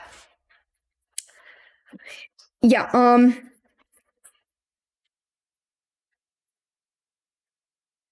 Right. Okay. They make that mean that big schools can harm small schools, but you should look at this round specifically. They say this is a matter of model, but we say this is a matter of literally city champs. We say that during city champs, everything's different, and the fact that we did disclose our apps why before that they could, and we said that this is warranted because ungovernability cannot be accessed under their framework because we in our cards we cover how ungovernability is a method that can help black and brown trans poor people survive against the world, which includes technologies. That's the Stanley 21 evidence. So because it is city champs, this gets mooted by the fact that we did on the disclosure. And on fairness, they said the procedural fairness outweighs structural fairness, but we say the structural fairness shapes the way the procedural fairness happens, especially in UDLs. So don't vote us down for running an app that we were passionate about, and they had the app beforehand. And yeah. Answer to the CP. This is the only reason why they're mutually exclusive because apps reject sustained. Curtis Norma, Cameron, this is the easiest term debate of your lifetime value. We have said this since the 1AC that ungovernability can look like exploiting the state. Look at the last the 1AC versus the reform of transfer people via state deployment, something we cannot not fight for, and sequencing in order to solvents for everyone. Ungovernability to come first with the interim project that gets us to better achieve what we want. This means that we've learned the ways we can exploit NATO in the US before we can actually do the CP because they ensure a higher survivability for transfer black and brown people. You evaluate the perm, they didn't answer this. Ungovernability keeps people alive long enough to do the CP, and energy aid transfer black and brown people can invest into everything. It's not about them surviving because they're dying. How is the trans homeless person supposed to engage NATO? Ungovernability needs to go first because anything happens. And onto the case. Bring me the battle. We'll be voting for the best form of education. We bring it with this bay round is best, and we should treat Lambda with respect and use for revolutionary purposes. We can use Lambda in ways that are politically imaginative and not reduce ourselves to policy debates all the time. I say that finals there's a lot of young debaters who use Lambda in a good way,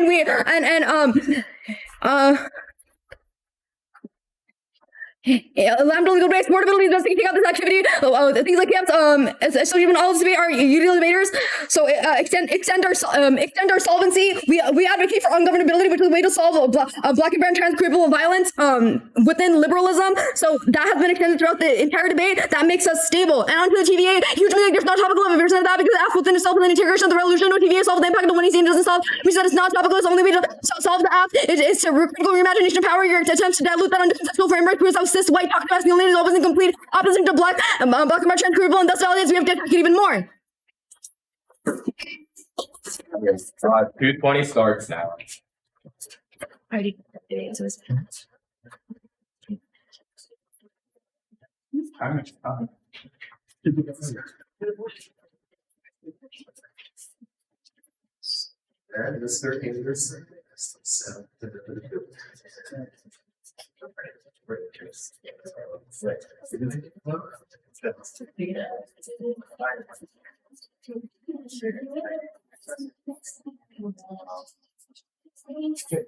That is hot seat.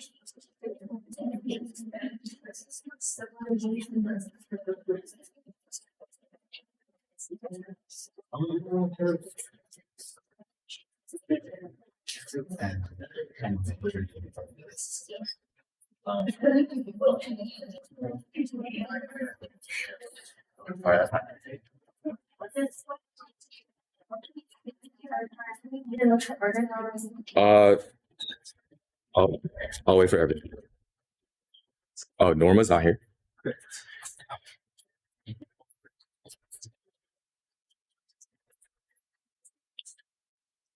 Norma's not in this room, right?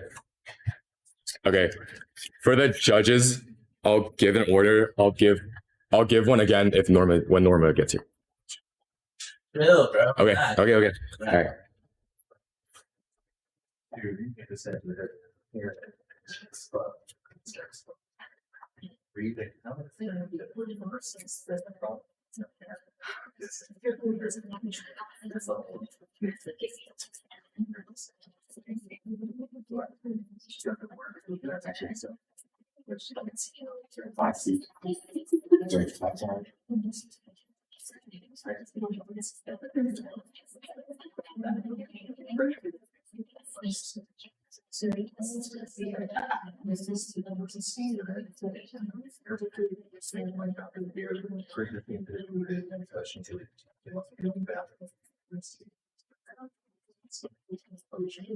Hey, really quick, Demi, can we just like grab time?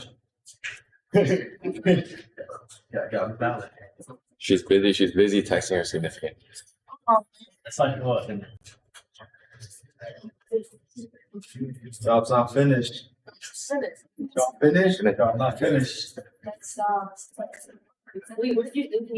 First thing you said when you woke up. Job's not. Is job finished? Nah, bro, I swear, during probably Imagine I got that on my singing thing now. Just look at it.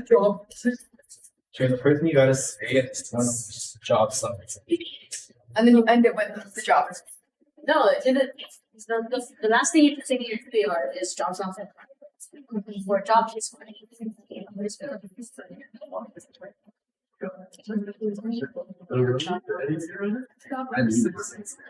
All right, buddy. Your turn. All right. So the order is the B word procedural, the counter plan, and then T.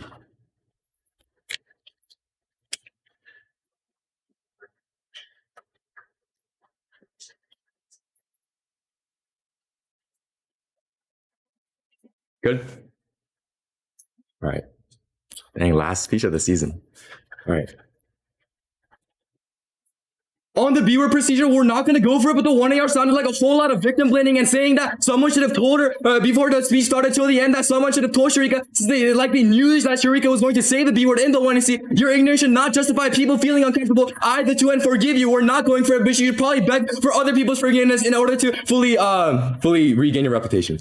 On the counterplan, conceded perm, we're not going for it as an independent advocacy, but we're going to cross-apply it as a TVA. I'll do more on the TVA debate later. On to T.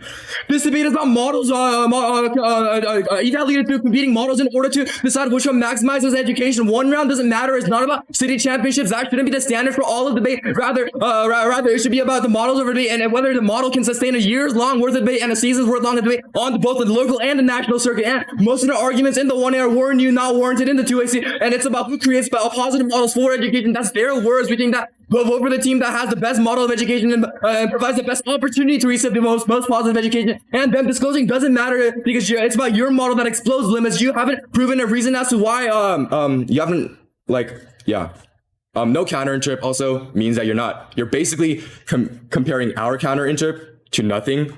If their counter interp is okay, I'm not going to do the work for them. They don't have a counter interp. One is limits. Their interpretation as no intellectual student arbitrarily would redefine the topic, which allows for an expansion in mechanisms, literature's critiques, which obfuscates neck research, and them reading a critical affirmative without giving a counter interpretation literally means that you can debate about anything because they haven't provided a justification for why they can read that critical literature base or why they can read that 1AC. It may make sense because it has a NATO topic link, but it doesn't matter because they don't have a counter interp. So if their counter interp says something about in relation to NATO, maybe it would have made sense, but it didn't. They don't have a counter, meaning you can debate about the Lambdal City Champs trophy or the camera right in front of me. It wouldn't matter because they don't have an counter interpretation that justifies the reason for reading the 1AC. And it turns their offense. They drop that untenable research, but it's like community formation impossible by cultivating a hostile community where every debate is horrible, it's messy, and which means that the 1AC would be impossible under their model because the limits are limitless.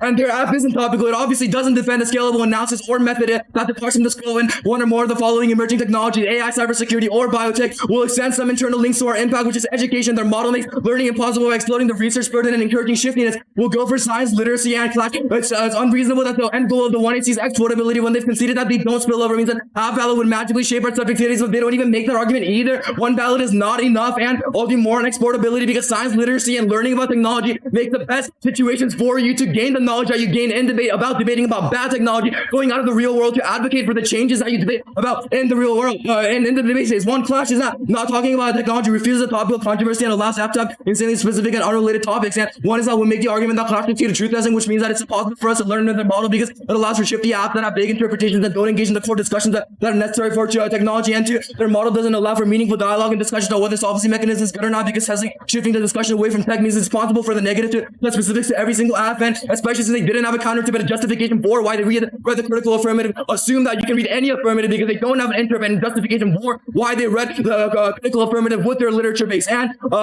they can't turn clash because clash is key to actually validating whether the 1AC is a good idea or not. If they want to know if ungovernability is a good idea, they need to provide us with a solid mechanism for us to cut cards to, and this is not just in specifics to the affirmative, but rather it's about their model and whether their model and their counter interpretation would allow for negative to cut specifics to all of the apps that are available on the topic for you to be able to engage in and see and truth test if the advocacy is actually a good idea. Clearly we couldn't because the topic has untenable research burdens, and even if it is close to us, it wouldn't matter because it's about their model and the way that their model makes research impossible. And switch sides solve. They can refuse to engage. They can refuse to engage in political institutions and make broad critiques on the negative, while reading an analysis of technology on the affirmative. That way, you don't engage with the state of link to your dissent, while also retaining educational benefit. On the affirmative, ban tech that oppresses trans people like biometrics. That's the TV. I'll do work on it later. But and then on the negative, you can read a app about this app or any trans IR or queer IR critique that same literature bases.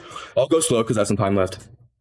The problem is that first, they said that we dropped this impact on SSD because it makes trans people only be 50% of them, or like hide their identity 50% of the time. We'll make the argument that you can advocate for trans right on both sides, and by reading an affirmative that solves for trans issues, and also reading the app on the negative. And the TVA is that the USFG should ban biometrics in biotech. That'll function as a TVA. And obviously we've quantified, or we've isolated why biometrics and banning it is key to solving for trans violence. Increased surveillance and data extraction is bad. That leads to queer violence. Game over. Job finished.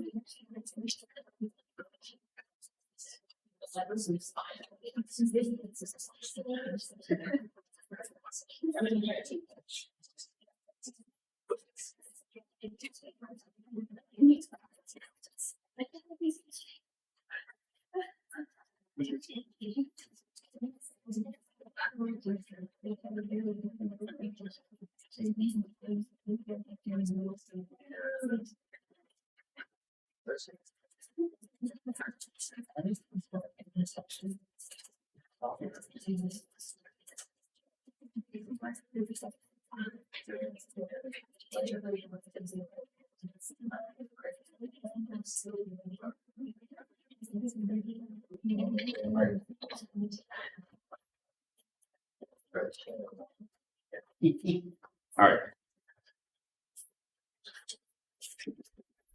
Semi case, the B word, the T tech, and then the biometrics. The case, the word, T-tech. Yeah. All right. Are we all ready? Cool. Last speech in high school. Job's not finished. Job's not finished. All right. Okay, the video is a form of resistance against the same negative I tried to paint. The negative I tried to paint the picture that we are fully against the state, but no more within this debate round have we said that we are fully anti-state. We advocate that extrapolability is best, and that if we can exploit the state, that means we are under rejection of the state because we will exploit it. If it means that we can keep transgroup black and brown people alive, the impact is ungoodability. The impact is overkill, which is the use of literacy to mutilate the fuck out of the transgroup black and bodies even beyond death. They literally mutilate it, which only gets out through the forms of ungovernability and all the instances of ungovernability that we have given you, such as Miss Major's NITO program. But even further than that, it's like when a trans teen gets kicked out of their house just for being trans, they look towards their friend for a sofa to sleep in, in order for them to survive another day, in order for them to keep surviving, in order for the state not to come up, in order for cops not to kick them out of the streets and put them in jail because there are laws that makes it impossible to be homeless, but these trans queer people are already at a huge disadvantage because the state continuously does things like this. And this entire debate round, we have never read a roll of the ballot because we will always say fuck the roll of the ballot. It's a meter sentence number to debate. The right to space where there's a winner and a loser. In other words, the teen advocates that they should get the ballot because they are good debaters for following the normative debate. But we will advocate that this is the same way as to which trans queer people are distinguished between being human and not being human within the school, because the liberal state doesn't view trans queer people as human just because they identify as something else, which is exactly what they link to. And on the B word, one, victim blaming is a turn against them. They come up here and tell Sharika. Victim blaming is a turn against them. They come up here and tell Sharika, a female, that she's a victim blaming her, that she is victim blaming within this speech. This links back to them to the straight turn against them. If I leave this before anything in the debate round, I'm not even joking with y'all right now. You told her to bow down and beg every person in this room for an honest mistake. She didn't say the P word after it all. We aren't going for this as a large voter. Sharika went out there and apologized. She spoke about her parents stopping her from debating Drew, said she was victim blaming. This was a debate about models. Both Polish down for thinking that this is the appropriate way to answer debaters talking about the experiences in debate. This means teens can go up and tell people you don't matter, and that leads to more violence in this debate. Don't allow for violence to occur again. Only the only model of debate is communication, and Poland's didn't communicate, and that it links even harder to the snitch side debate that we make in the one in our, which is that forcing us to debate the app as a negative violent form, forcing us to snitch on our beliefs and information by self-beliefs and our advocacies that present psychological impacts on which people kind of fear, disabled, and indigenous folks internalize the victimizing guilt, and then gets converted to political nihilism because they are forced to debate for other things which directly trade off with their livelihood. This way there is an external impact with psychological subsets. But they link even harder to this through them saying that Sharika should bow down. You are the patriarchy. You are the patriarchy. They link to their own procedure, and thus we are going for this as a bad model of debate. And they even link even harder to this because you literally stood up doing Delmi's crossfix, still over half of her crossfix, and even then spoke against Delmi and told her what to say exactly, what questions to ask, which means that if anything, you vote this down on the patriarchy turn here, and on the Violence in debate. which creates violence in debate, and it justifies it because everyone in this debate room, if you vote negative on this, they will think that this is a good form of debate in which we should go up and say that stories of violence are victim blaming, and that's enough for us to lose this debate. And on the T-Tech, they dropped the field debate, so you don't invalidate the CBA. Apparently, GBA means that they have no way that tech can be used. The only reason they say we can't burn the CP, I quote, the framework either refuses engagement with the statement we just said, since the one you see that governability can look like exploring the same sequencing in order to accomplish. So obviously for everyone, governability needs to come first as an interim project that gets us to better achieve what we want to do. This means that we need to learn the ways that we can exploit NATO and the US before we can actually do the CP, because then we ensure a higher survivability for trans, queer, black, and brown people. And on the energy DA that goes conceded, trans, queer people can invest in anything that's not about the surviving because they are fucking dying. How is a trans homeless person supposed to engage NATO? Governability needs to come first before anything that happens. And you don't even evaluate you don't evaluate this C-Tech debate because June said it's about models. If it's about models, and you vote Polis down for telling Sharika to bow down to everyone in this room and apologize to everyone, and on the CP. Sorry. Yeah. Okay. So just really quick, I guess. Governability is a for. Huh? Actually, no, go for the. Which means that as soon as this round ends, the first thing you look at is this turn on the patriarchy that we make, because this form of violence of victim blaming is the same way that that women are continuously oppressed outside of this debate round, but especially when women aren't believed about their violence and stories.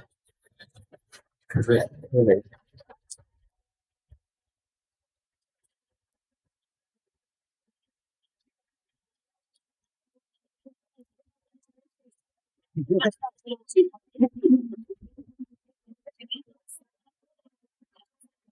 now I'm thinking we could just gone for that here. Okay, fine.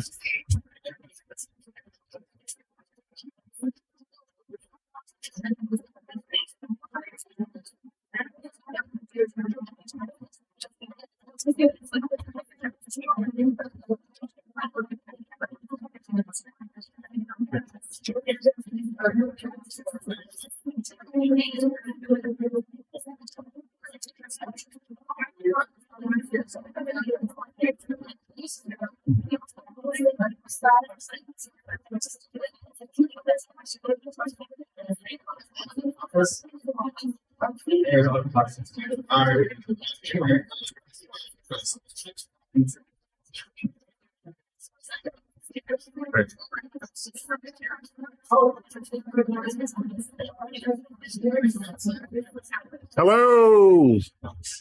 If you hear me, say hello. All right, folks. Some of you weren't here when I first made this announcement. Volume down, please. All right, volume down, please. Thank you. The judges are deliberating their decision. The announcement for their decision will be made at the end of awards. We will not have RFDs. We're going directly into the award ceremony. That being said, I have a couple of ground rule things that I need to be aware of. One, there's another event happening down the hall, so we need our volume to be relatively controlled. Second, please keep the doors closed. Come in quickly. So everyone at the door, be inside or outside. Close the door. Right? Yep. And then please check in with your coach. Awards is starting basically now, so everyone should be coming down to this room. Fill it in. See somebody that's not here for your team, call them as soon as possible. Yep.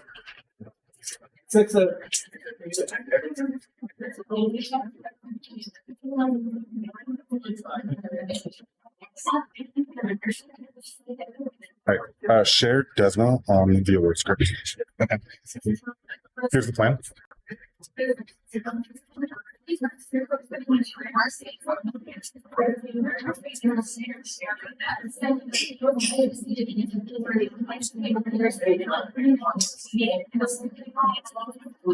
Okay. Desmo?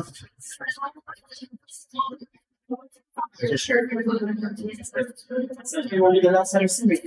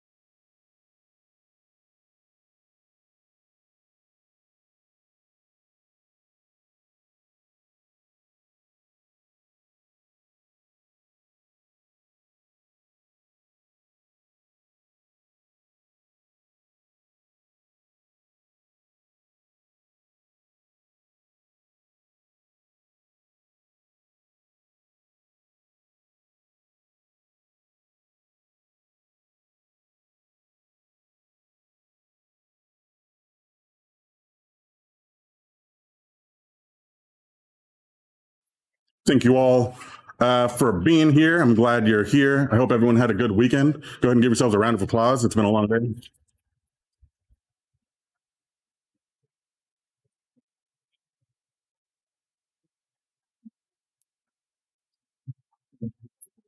All right. Before I jump into things, I just want to make sure that all the schools are here, and if they're not, to know who's missing. All right. First, do we have Hearts folks? Yes. All right. Do we have Bravo folks? Cool. All right. Do we have Champs folks? Yes. Cool. Do we have Compton Early College? Cool. Do we have Downtown Magnets? Cool. Do we have ELC? Yes. Do we have Huntington Park? Yes. Do we have Harvard? Yeah. Do we have IVA? Do we have Lake Balboa? Do we have Larchmont? Okay. Any Larchmont ones? Put them on the bottom. Yep. Do we have Lincoln? Do we have Maywood? Do we have New Designs? Do we have Port of LA? I think so. Do we have Legacy? And finally, do we have Washington Prep? Perfect. All right, folks. As is usual, we like to start this award ceremony with our thank yous and shout outs. As you all know, Lambdale is a community, and this tournament, at least for me, and for a lot of the folks that you talk to, this is a very important tournament. The Lambdale City Championship tournament happens every year. The first one was in 2009. I was actually one of the debaters in that final round, making myself feel old. But this tournament is always one of my favorite ones because leading up to it, we always look back on all the winners, and every year, all the debates that happen add to that growing and ever-changing history of this tournament and of this league. So if you ever get a chance, go check out our Instagram page and story to go see our throwbacks and hear all the trivia and stuff to see what exactly is it that makes this league what it is, right? At this tournament, we don't just celebrate debaters who are here today. It's also the debaters that came before us and also the ones that are going to come after you. And we especially, but that being said, while you all are awesome people, we especially love to celebrate our competitive winners at this tournament because it's through your debates that and your wins and losses that you earn a permanent place in this league's history. So thank you all for being here and making this event what it is. Like I said, this is the 15th annual city championship tournament. And I remember being in that final round waiting for the announcement to be said. I'm sure DMHS and Pulse are very nervous because they don't actually know the winner yet, because I wanted to jump into this as soon as possible. So apologies for making you wait. But I promise you I will announce it soon enough.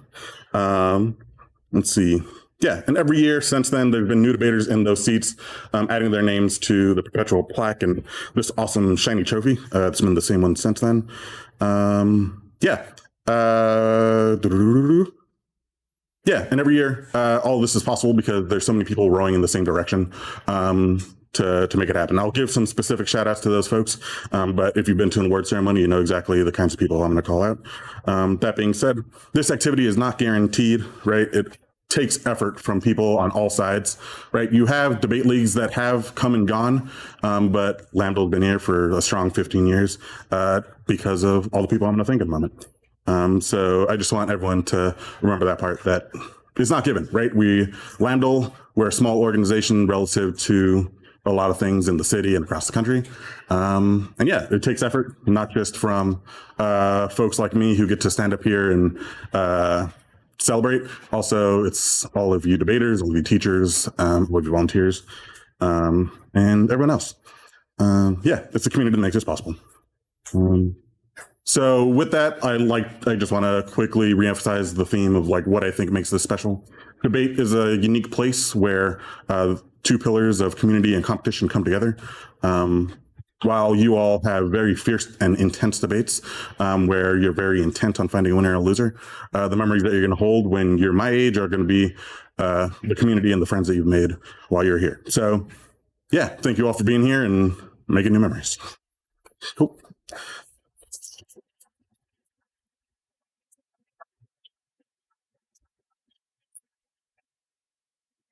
As is usual, I'm going to start with our community awards.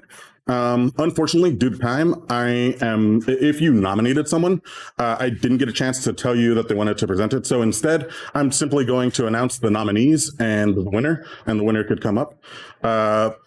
Whether you get a community award or competitive award, the structure is going to be straightforward. On my right-hand side, your left-hand side, we've got Desmond Marquez from Chance. Thank you.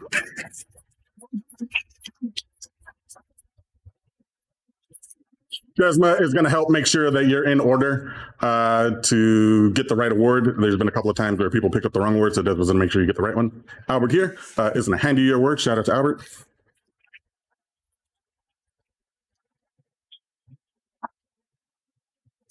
After you get your award, go to the back of the room with Matthew. He's going to help keep you in line. Shout out, Matthew.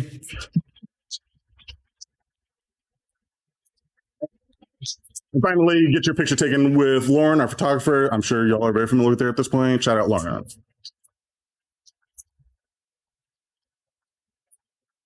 If someone from your school is not here, but your school is, just send someone to pick up the trophy and just follow that whole process. You're going to get your picture taken. I know you're not the one who won that award, but just to keep things in line and in order, still grab the trophy and keep going. Let's see, what else did I have to say on that? That's about it. Time to get into the awards. First up is our community awards. At the city championship tournament, because it's our last full size tournament of the year, we like to give the sort of end of year special awards here. And the first one, well, actually, the first one is for the coaches. I didn't do my general shout outs to folks, but I'll do it now. All of the coaches that are here are teachers that don't need to be doing this, right? They have plenty of stuff on their plate as teachers by itself. And especially now, as you're starting to go into finals, starting to go into your AP tests and all of that. But they decided to give up this weekend for you all to be here. So they make sure they judge rounds, they make sure you're here safe. And they do this because they care about you and debate. So real quickly, just even if your coach didn't win an award, let's give them a round of applause.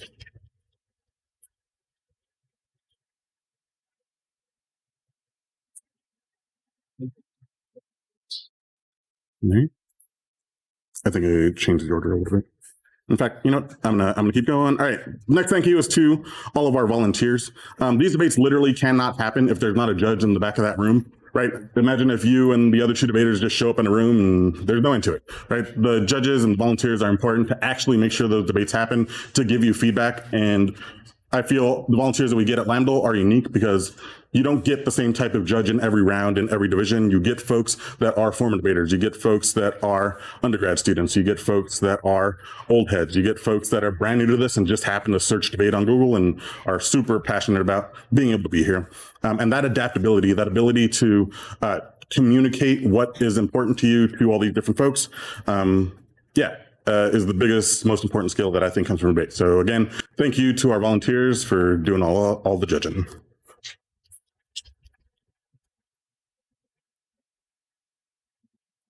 Next,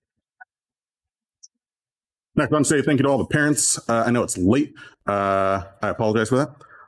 But thank you to the parents for allowing students to be here. As you saw in that final round, it's not just the people in this room that are affected by debate. It's also all the people around you. So thank you to all the parents for allowing your students to be here, and hope to, if you ever want to see a debate, don't believe what your kid tells you. You are allowed to come to watch the debates. Get in contact with the coach. Happy to have you. All right. Let's see. After that, it's the end of the year. I want to give a special shout out to everyone who is a graduating senior. If you're a graduating senior, go ahead and stand up.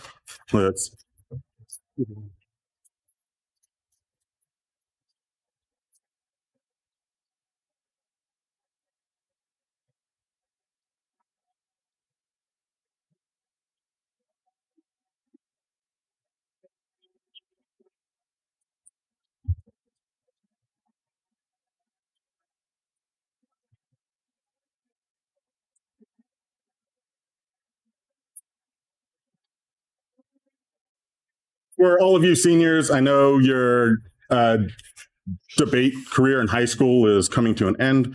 But there's always a place for you here, like I've mentioned and always emphasize. Debate's not possible without alumni who come back and make it happen. So if you're staying in the LA area, always happy to push your ballot. If you're leaving, happy to connect you with some of the other urban debate leagues across the country. Regardless of what you choose to do with your life, I'm glad you decided to spend some of your high school time here. So congratulations to all you seniors. And tag us in their graduation picture so we get reposting at Lambdale Debate on Instagram and all the other places. Okay. Next. I want to shout out some very important individuals that make all of our tournaments happen. So shout out to the core tournament staff that are doing all the things to sort of literally physically move this tournament. So first, shout out to Albert, obviously, for helping coordinate all of our volunteers.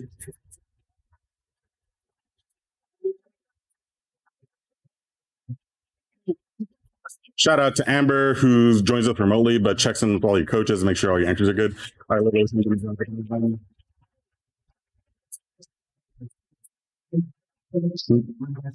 And then shout out to the other folks that do all of the grunt work. Shout out to Matthew, Claudia, Jordan, who's not here, but is here all the other time.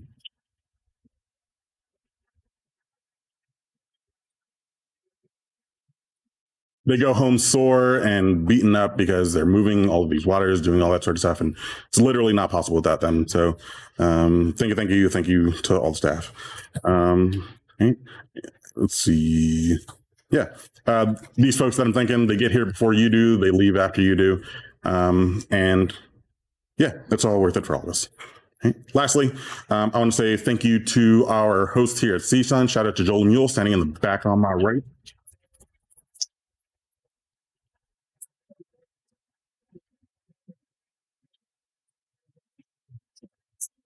Joel and the CSUN debaters were really awesome at making sure that these rooms were available, that you all had the opportunity to be on college campuses like this. Here at Lambdale, we're very blessed to be very close to a number of competitive policy debate programs and debate programs in general.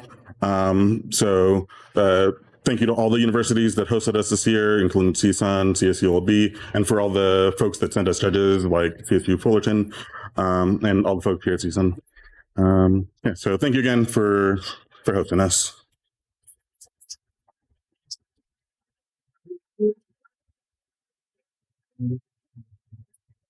Before I move on from the thank yous, the reason that these universities help support our program is because they see the value in not just debate, but as you all as individual debaters and your unique perspective on these things. If you're ever interested or going to be attending any of these schools, whether you're a younger debater who's not sure where they want to go to college, or you're a current senior who's applying to those places, let me know, get in contact with the director. All of them are very happy to work with you and get involved with you. All of the programs around us and even across the country that you've heard in the thank you speeches have Lambdale debaters that were sitting in your seat a year ago.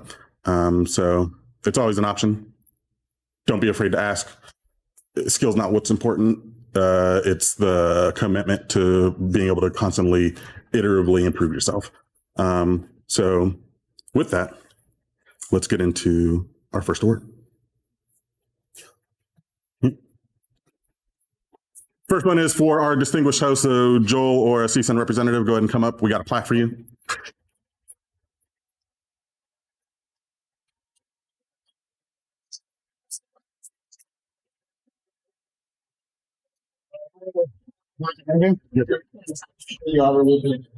Jorge was one of those alumni that's been running around all weekend, making sure everything's going right. Alumni from ELC, currently at CSUN. Thank you, Jorge.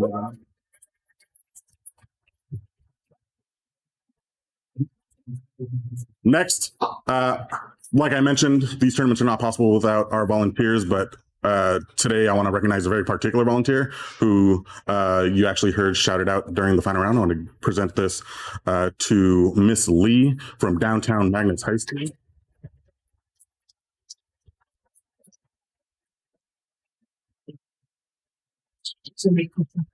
Number of the DMHS students invited, nominated Miss Lee for all of the dedication that she has to coming to these kinds of tournaments and figuring out how the space stuff works and sticking here with all of that. So even though,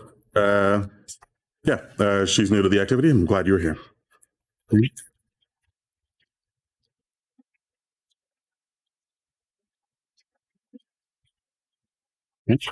Next is our Alumni Excellence Award. I can't do anything but say thank you so much to all of our alumni that made this year happen. But this year in particular, I want to shout out one person in particular because he's been very committed to not just debate, but growing himself as a professional in this activity. I give him a lot of slack, but it's my own brother, Matthew Flores.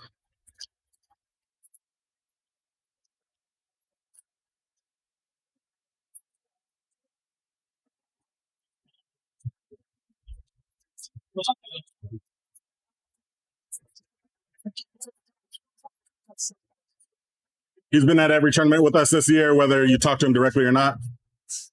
Getting his feet sore, losing his voice. Appreciate the commitment. All right. Cool.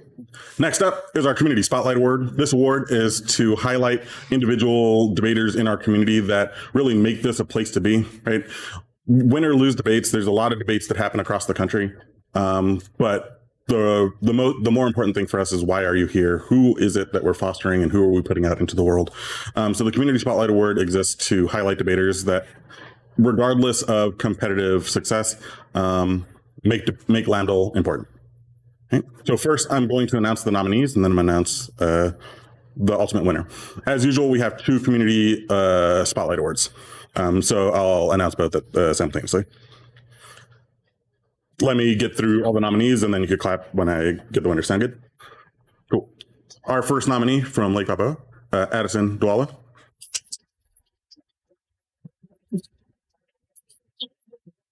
I just want to emphasize, like I said, let me get through all the names and all the nominees, and then give me all your applause. Okay. Second nominee from Lincoln, Eliana Guevara. Third nominee from Maces, Juliana Martinez. Fourth nominee from Maces, Jaime Olguin. And our 2 winners. First from Lincoln are Eliana Guevara, and second from Mason, Juliana Martinez. Go ahead and come on up, get your award. Thank you for being awesome people in this activity. Second. Yep. So first was Eliana Guevara from Lincoln. Second was Juliana Martinez from Maces. Thank you for your...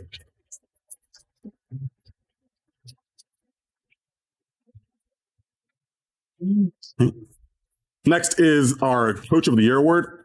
Normally at every tournament, we highlight a particular coach that was doing great things to keep you alive. If I could, I would give the award to every coach every year.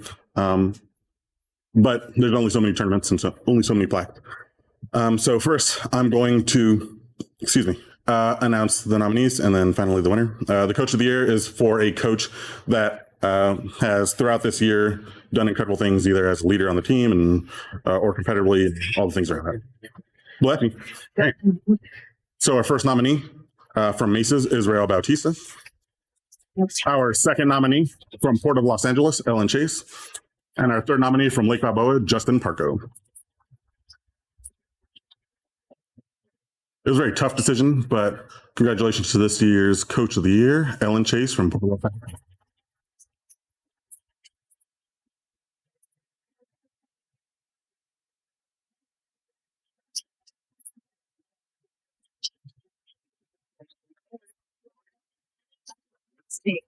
Polis has been a program in our league for years. And this year, it wasn't just the victory from like the varsity debaters, but all throughout the different divisions and all the time commitment that really made Ellen stand out this year. So again, Ms. Chase, thank you for all of your commitment. All right. Now, the last 2 awards are for the most outstanding debaters, both competitively and personally, of the year. First is our new Debater of the Year award. This is for any debater who's in their first year that sort of just jumped into the debate and became outstanding rock star that we should be looking out for in future debates. Again, I'll announce all the nominees and then the winner, and then you give me all your applause. First nominee from ELC, Ruth Elias. Second nominee from Huntington Park, Martine Sains. Apologies if I'm mispronouncing it. Third nominee from HTPA, Guadalupe Gutierrez. Fourth nominee from Lake Balboa, Malia Ali. And finally, our winner. It was very close. It was about a 1 vote difference between a couple of the finalists. But our winner ultimately from Huntington Park, Martin Sains.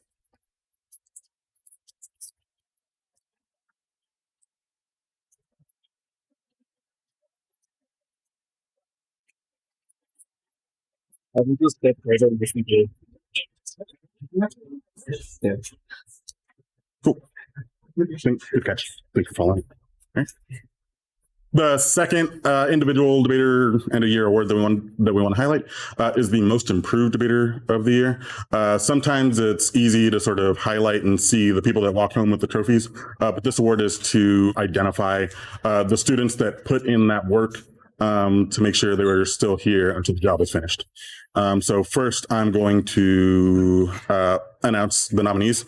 I believe this was the award with the most nominees. A lot of your coaches, a lot of your peers, and a lot of volunteers shouted you out. So that just goes to show that, yeah, there's so many of you that are worthy of recognition, but these folks stood out in particular. First, from Champs, Alexis Schweiger. Second, the order doesn't matter. It's in order. There's not like ranking. Then from Compton Early College, Estrella Cardenas. From ELC, Maria Galindo. From Huntington Park, Desiree Delgadillo. From Harbor Teacher Prep, Blossom Enigbe Noyes. From Port of Los Angeles, Domi Lopez. And your winner for Most Improved Debater is from Compton Early College High School, Estrella Cardenas.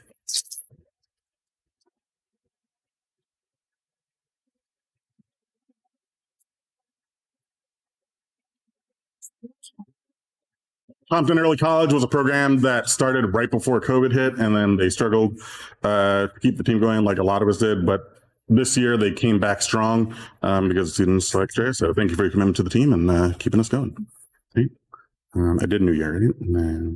Okay, cool. And this last one, the debater of the year is for the debater that stood out most, not just at one tournament, but throughout the year. There were a number of nominees, and as I've emphasized, competitive success is not the only metric that got folks nominated for this. So with that, first I want to give you your nominees and then your winner. First nominee from Harbor Teacher Prep, Cyron Mandia. Second nominee from Champs, Lizbeth Ariana. Third nominee from ELC, Diego Perez Rivas. Next nominee from Port of Los Angeles, Domi Lopez. Next nominee from Port of Los Angeles, June Huang. And your debater of the year, spoilers, also Urban Debate National Champion, June Huang from Port of Los Angeles.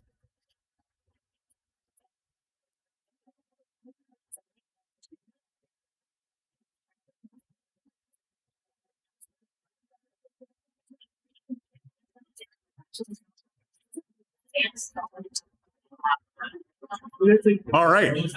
Those are all of our community awards. Next up is our competitive awards. These were tough debates. You've been debating the topic all year. You're experts at this point. So thank you all for giving your last hurrah on the topic, unless you're an novice or JV who's going to join us in May. So let's send this topic off with some good energy. The way this is going to work, if you earn a speaker award, you're going to get an individual picture, and then Matthew is going to keep you in the back, and we're going to get the group of top speakers, and then you'll be dismissed, and I'll move on to the next division. All right. Like I said, come in from that side, go behind me, go up that side. First, rookie top 10 speakers. In 10th place, from Compton Early College, Estrella Cardenas.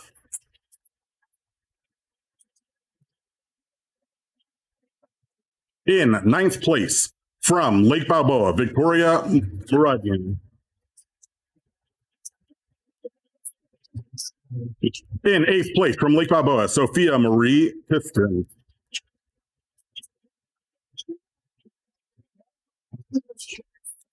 Eighth place, Sophia.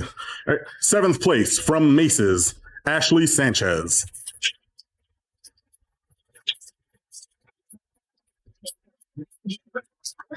Name? Do you have the doctor check it? Okay, All right. All right. Like I said, stay in the back if you got an award. group photo, thank you. Yep. Once you get your word, stay in the back, and then we'll dismiss you all at once. All right. In sixth place in the rookie division, debating Maverick from Lincoln High School, Ivy Chang.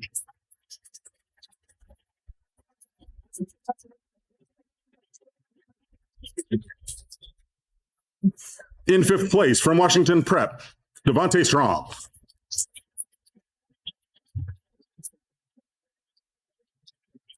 In fourth place from Lake Balboa, Ryan Samalouv.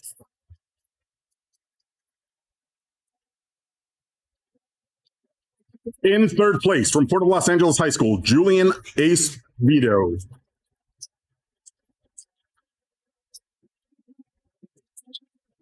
In second place from Maces, Osvaldo Roscoe.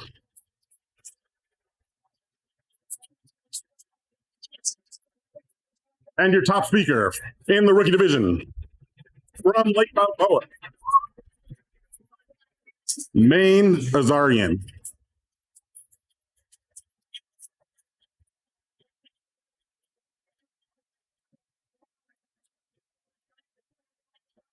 Everyone. Congratulations. Go behind me. Yep. Sorry. Yep. Thank you. All right. While the novices take their group picture, I'm going to go ahead and move on to the novice awards while the rookies take their group picture. Sorry. All right. Novice awards. Top 10 speakers. In 10th place from Compton Early College, Ivana Rada.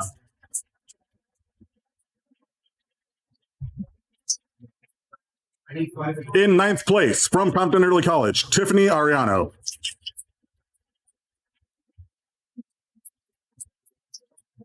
In 8th place from Downtown Magnets, Joshua Serrano Castro.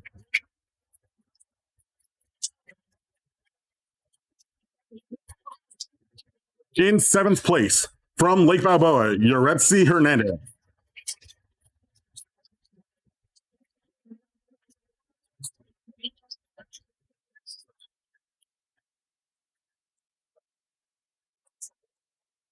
In 6th place from IVA, Dahlia Chagoya.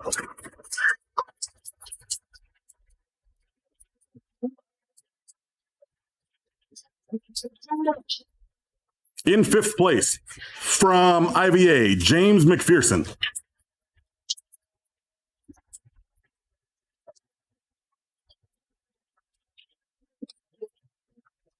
In 4th place from IVA, Amir Rain.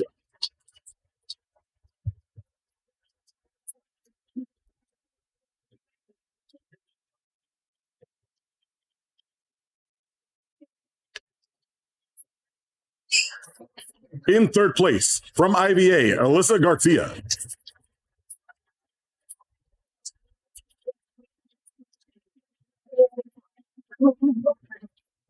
In 2nd place from New Designs, Bismarck Sanchez.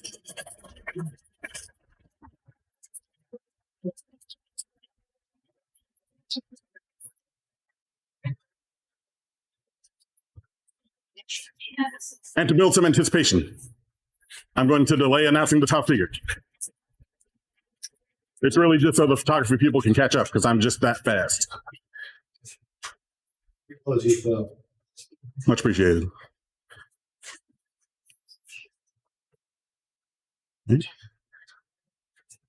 And our top figure from Port of Los Angeles High School in the novice division, Ariel Beltran from Port of Los Angeles.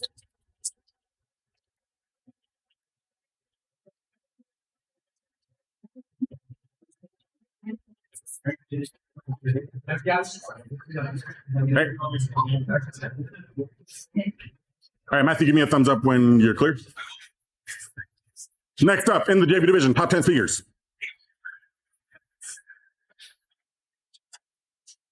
From Washington Prep, Jasmine Allen.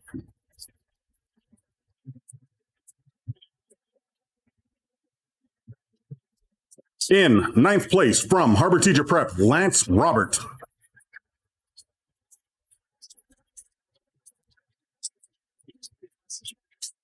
In eighth place from Harbor Teacher Prep, Isabella Castillo.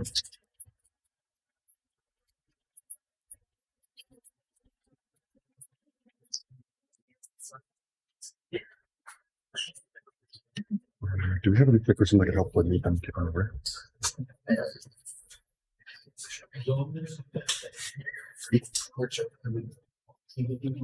Not sure. Oh. Do you want to help me? All right. Yeah, it's help them stand over there in the back. Yeah, you go, Chris. Shout out Chris. Grab Chris. Right for the night. Go, Chris. Yeah, so basically, they just finished their group shot. He just needs to help Matthew keep it there. All right. What's the next one? Where, man? Oh, you're at 7. I already said eighth, right? What? Yeah. All right. In seventh place from Harbor Teacher Prep, Helen Ho.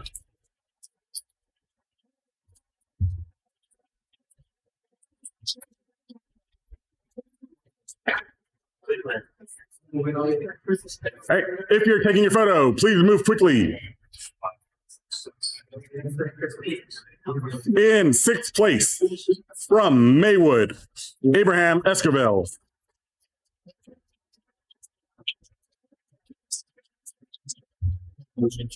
In fifth place from Maywood, Fernando Lopez.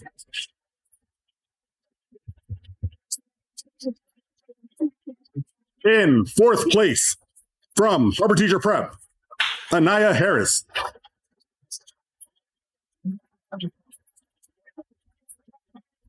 In third place from Harbor Teacher Prep, Blossom Inegbo.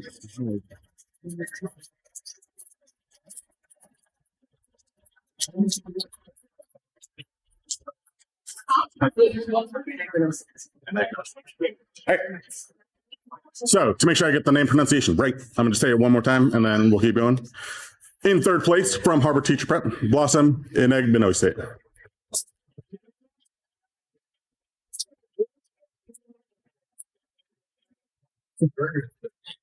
In second place from Huntington Park, Martin Sains.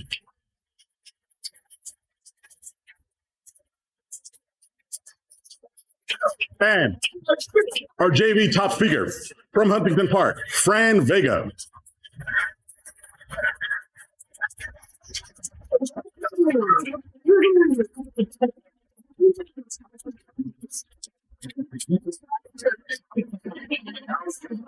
All right, next up, varsity top 10 speakers. This isn't your first rodeo.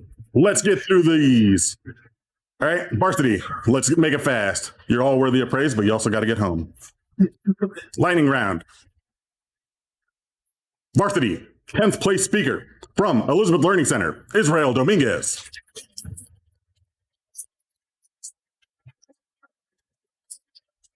Ninth place from Larchmont Charter, Roan Hafter. Eighth place from Elizabeth Learning Center, Diego Perez Rivas.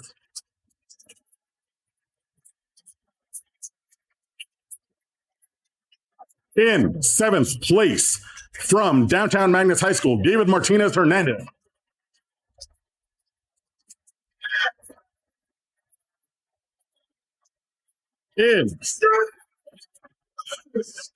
In sixth place from Lake Balboa, Andrew Stepanian.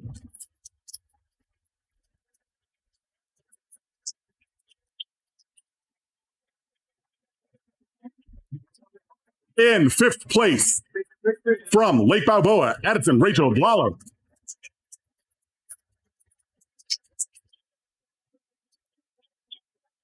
In fourth place from Harbor Teacher Prep, Siren Mendia.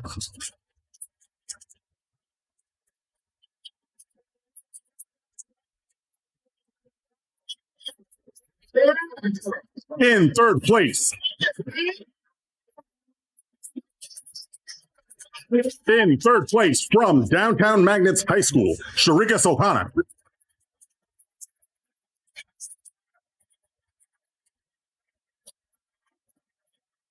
In second place, from Port of Los Angeles High School, Delmy Lopez.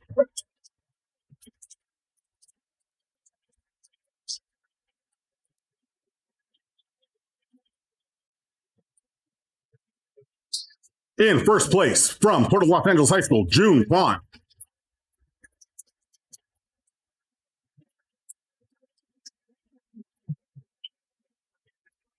Like I like to say, debate is a partnered-based activity, so while it's awesome to get an individual speaker award, now it's time to recognize the team awards. First, starting with rookie, I will announce the top 5 teams. Both you and your partner come on up. No group photo for the team awards, just you and your partner, and go ahead and sit back down.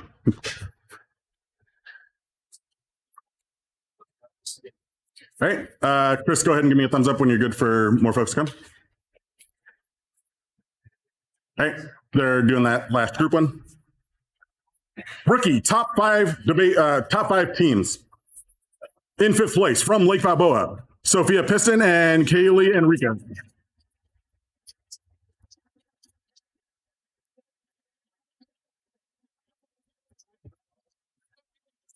No problem. In 4th place, from Lincoln, Ivy Chung. In 3rd place. In 3rd place, from Lake Balboa, Maine Azarian and Ryan Summerlin.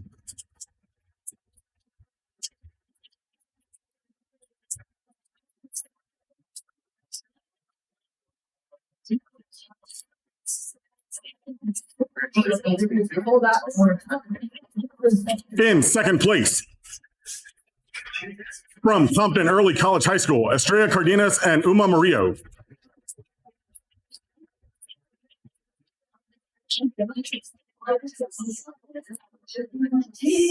And closing out the rookie division, your top rookie debaters, from Maywood Center for Enriched Studies, Osvaldo Orozco and Ashley Sanchez.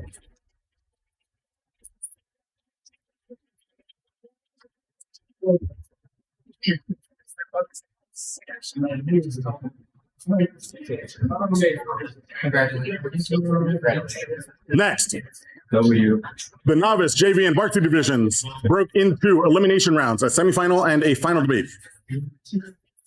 Starting with the novice division, I'm going to announce both semifinalists together. Both teams come up and get your trophy.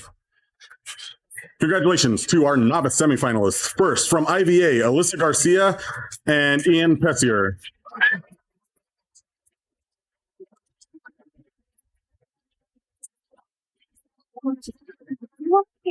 The semifinal debate that these folks were scheduled to be in was an IVA versus IVA debate, so that debate didn't happen, but the higher seed advanced. Congratulations to IVA. Our second semifinalist team, from Lake Balboa, Janelle Igas and Yaritza Hernandez.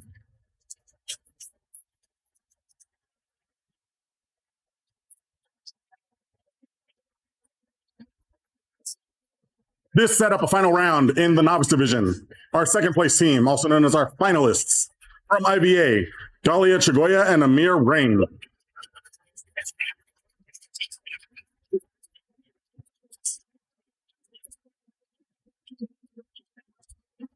And this leaves our novice division champions. From Steam Legacy, Jaden Ramirez Gannon and Adrian Iran Ijab. Yeah, JV. That was just the top novice, and then now third in JV. Oh. All right.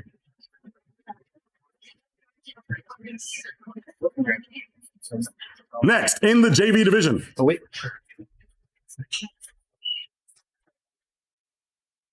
These were top novices. Yes. Yeah. Go. They got me. Here. Wait, who got what? They got the wrong one? Yeah. Finalists. All right, novice finalists, raise your hand. All right, when they meet you back there, switch trophies. You got the wrong one. Thank you. Congratulations. Yeah, take it over there and then switch to it with that team. Right.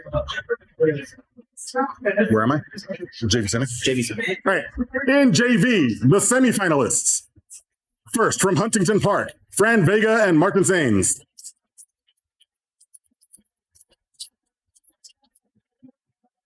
Our second semifinalist team from Mesas, Fernando Lopez and Abraham Esquivel.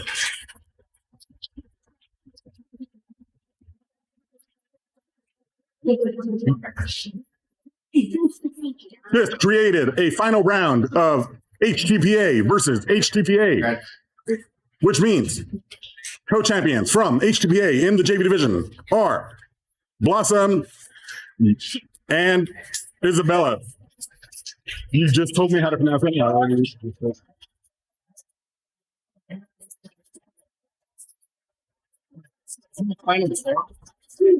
Yes. And our second co-champions in the JV division from HTPA, Lance Robert and Anaya Harris.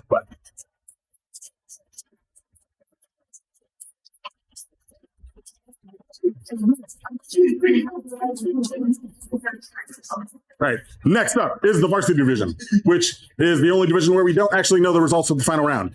Before I announce it, I have two quick announcements and two quick requests. First, the announcements.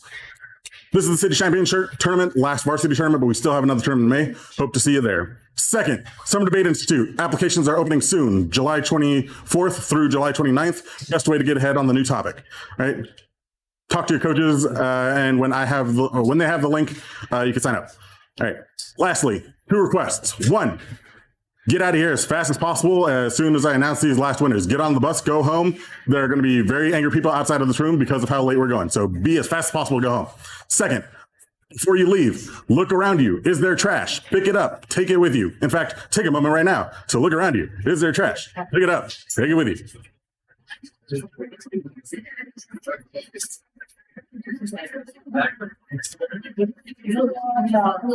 With that, our varsity top teams. Varsity top teams.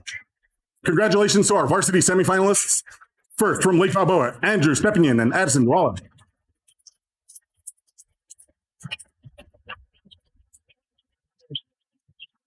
Congratulations to the other semifinalist team from Harbor Teacher Prep, Simon Mendia and Eric Tabayev.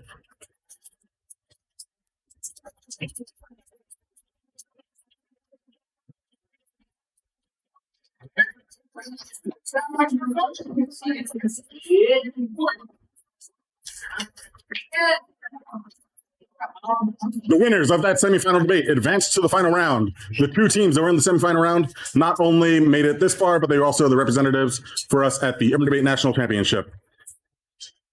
This debate was judged by Curtis Ortega, Norman Delgado, and Cameron Ward. The decision was a 2-1. The winner.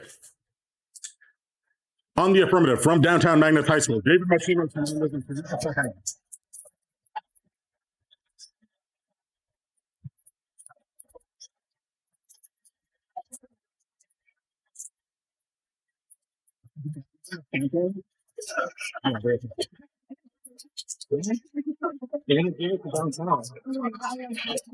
Congratulations to our 2023 city champions, and congratulations to our finalists from Port of LA in second place, June Kwan and Domi Lopez.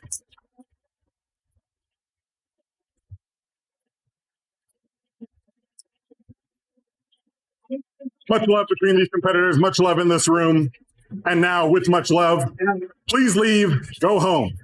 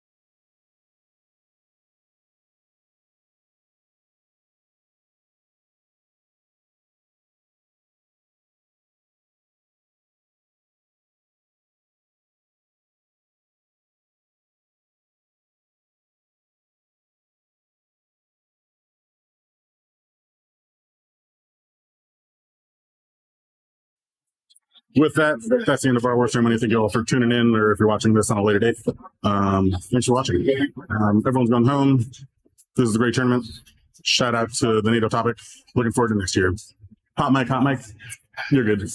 Oh, Want to say anything to the folks in the permanent reporting? Watch out for that wire. wait, is it on? Yeah. Coach, for the city champions. Any last thoughts? Want to say anything? I'm very happy that the MHS won. Awesome final words. All right, folks. Good night.